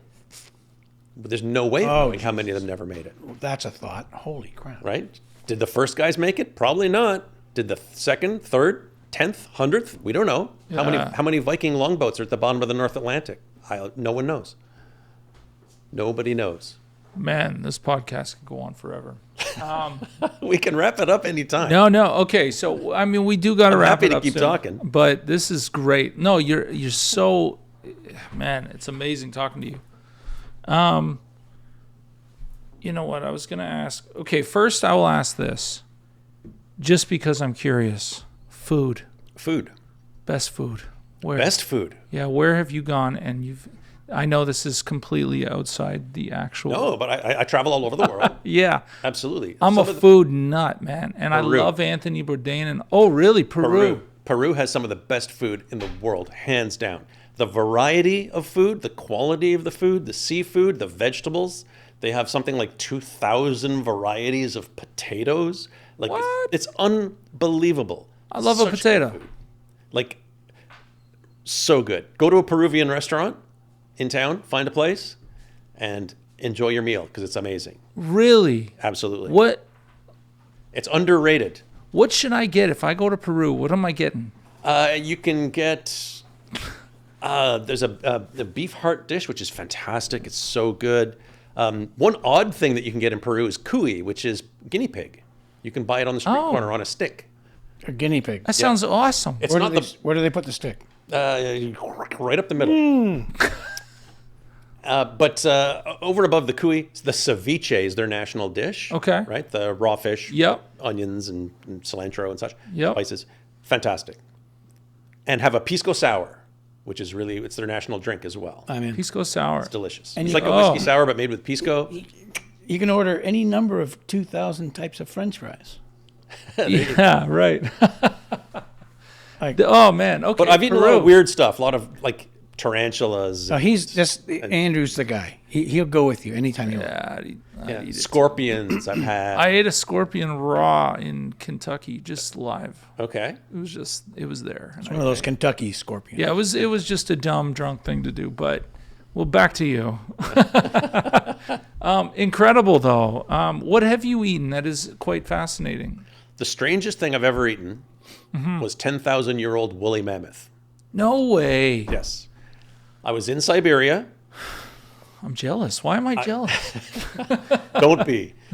So I was in Siberia at a place called Yakutsk. It's this big city, frigid cold. We were there in the middle of winter, and we were filming with some permafrost scientists for a season 4 episode of Angry Planet. And they brought us underground in these series of tunnels. And inside one of these tunnels, dug in the permafrost, so it's like a built-in freezer, was some of these animals that they have discovered frozen for thousands and thousands of years. The permafrost is melting, and they're discovering these creatures. So climate change is causing us to discover more and more of these frozen, extinct animals. So they had this woolly mammoth head, still had hair on it, not a fossil, not petrified, frozen, and had the tusks, the whole works, still had meat on it. Wow. So I'm doing my piece to camera as the TV host, as I'm, my job to do, talking about this. And then when no one's looking, I broke a little piece off and tried it. Because No. back in 1951, there was a dinner in New York of the Explorers Club, and allegedly they served mammoth at this dinner. Somebody did a DNA test on a sample that someone left in their freezer for decades. Turns out it was sea turtle. So it was a hoax. Oh, wow. But here I had the opportunity on camera to taste a piece for real and see what it tasted like. 10,000-year-old Oh my mammoth. God. And it tasted like freezer burn. It was terrible. Wow. And the worst part was we were driving on this dirt road, this dirt highway called the Road of Bones. And it's the old Gulag highway where if you were a political prisoner, they would send you to work in a death camp building this road back in the 1950s. And so we're driving along this road, and I start getting sick. Start getting a fever, and it's like I'm sweating, and it's minus 40 outside, like Siberian winter. And it was like the day after I ate this 10,000-year-old mammoth. And I'm thinking, did I just wake up something, some virus that's Yeah. been asleep for 10,000 years, frozen in the ice? And am I going to be patient zero for the extermination of the human species? Okay, this is another movie. Yeah, well, there are movies like this, right? I've seen Outbreak, and I've seen, Yeah. list any one of a number of movies where this certainly could be the opening act, right? I got better. I was fine. But for a minute there, in my mind, there was a slightly higher than zero chance that I could have been personally responsible for the extinction of the human species. Wow. Now, that's a bit of an over-dramatization. Yeah. But shit happens. shit happens. Wow, man. Right? There's a non-zero chance. It might have been 0.0000001% chance, but it wasn't zero. Yeah. Yeah. And this was all because you were too embarrassed to say barbecue? You guys? Anybody? It was Russia. Anybody? Borscht? We could have had borscht. Was this before or after the bat bite? This was well after the bat bite. Well, You'd think I would have learned my lesson. you would think you would stop. That's hilarious. So The opportunity was there. I couldn't No, not. it makes sense. I couldn't not eat the mammoth. Come on. yeah. Actually, no, I could have not eaten it. Could've been the most I think that's mammoth amazing, mistake. man. I do have a question about immersion. Immersion. Yeah, we talked earlier about how we can't get the TV viewer, the audience, to totally engage with what you're doing. You're down inside a volcano. You feel it, you smell it, yada yada. And we're all at home flicking through channels and thinking, I mean, this is obviously fascinating, but we don't get it. Has there ever been a world where you got the opportunity to shoot for VR or anything of that sort. Is that anything that is on the rise? Virtual reality? Oh, to walk somebody through a cave? Being there, yeah. Well, yes and no. Okay. I did a whole demo video one time with a 3D crew. We were using high-end 3D cameras. We were trying to pitch a show, trying to pitch a similar kind of thing, right? Okay. Take people to do these VR experiences, 360. It never got legs. The proliferation of 360 cameras Yes. makes it easier. However, they're great for individual shots, but they're not so great for telling a story, Right. right? Because it's so wide and you're in the middle of it. And I mean, it's really great for dramatic shots, for helmet cam stuff and getting some really cool video. But to do that in a way that you could tell a compelling Narrative. human narrative story, it's not so easy. I've never seen one that I like to that degree. I've I seen imagine some that's short. coming at some I've seen some short VR shots. I've got a VR headset at home, right? And I've seen videos that are amazing, compelling. It's super cool, but nothing that I would say, "Oh man, this show is addictive. I'm going to keep watching this." True. I think it's just a flaw in just the way that humans interface with that kind of technology. It's Yeah. not as good. Yeah. As a good cinematographer, getting the right coverage, Totally. right? Having the right emotional depth, doing, racking focus. You can't rack focus on anything like that. And just doing that in a scene has emotional weight. You're shifting the importance from one person in the scene to the next person. You can't do that with Directing a the 360 audience. camera, right? Yeah. So there's a lot of little tricks and things that they're good for, but there's a lot of good storytelling things that they're not good for. I think. I think you guys should Yeah, do a that show makes about dangerous things and eating stuff. There are guys out there doing that. There are. Yeah, screw them. George, I suppose we're coming to the end of this. Number one, I would like to ask you if you'd be willing to sign our table. Sign your table. I see lots of signatures here. Absolutely. Yeah, there's a few out here. happy to. Don't go over a crease, No. but it would be awesome to have your signature. I'm going to do it in a place where it's not going to get rubbed off by one of your other And guests. you can That's a good idea. I'm going to. You know what? Anywhere. over here. Anywhere. anywhere. I see someone's put some rude stuff on here. Oh yeah, shit. That was our hat lady. Really? Yeah. Yeah. And if you want to draw a little picture, you can. I'm going to draw a tornado Oh, Trip. because it's the only thing that I can draw with a little really car good, driving actually. towards it. Oh yeah, that guy's in danger. Oh, that's great. It's a Little looks like antenna a coming off the little back Russian Lada. with a little bit of. There we go. I love Sweet. that. That's so fun. Oh, I should date this, eh? What's the date today? I don't even know. Yeah, hold on, we got that. That's May It's 6th. May something. May 6th. May 6th. Yeah. May 06. There we go. George, Thank you, George. thank you so much for Thank you guys. It's been an absolute pleasure. I haven't seen you in forever. And Yeah. It's just so great. No, it is. It's fun. That one thing that we did together, lighting me on fire, it has had a lasting impression on me and on people that I interact with because I show them the photos, and it barely got used in the program, the National Geographic program. There's Right. like a tiny sliver of it that's used in like a flashback sort of dream sequence thing. Yeah, because I didn't get that residual check. It's all good. Yeah, well, I don't get it either. So. But I mean, I would do it again in a heartbeat. Well, let's do it again. It was fantastic. Yeah. Let's right now. How about right now?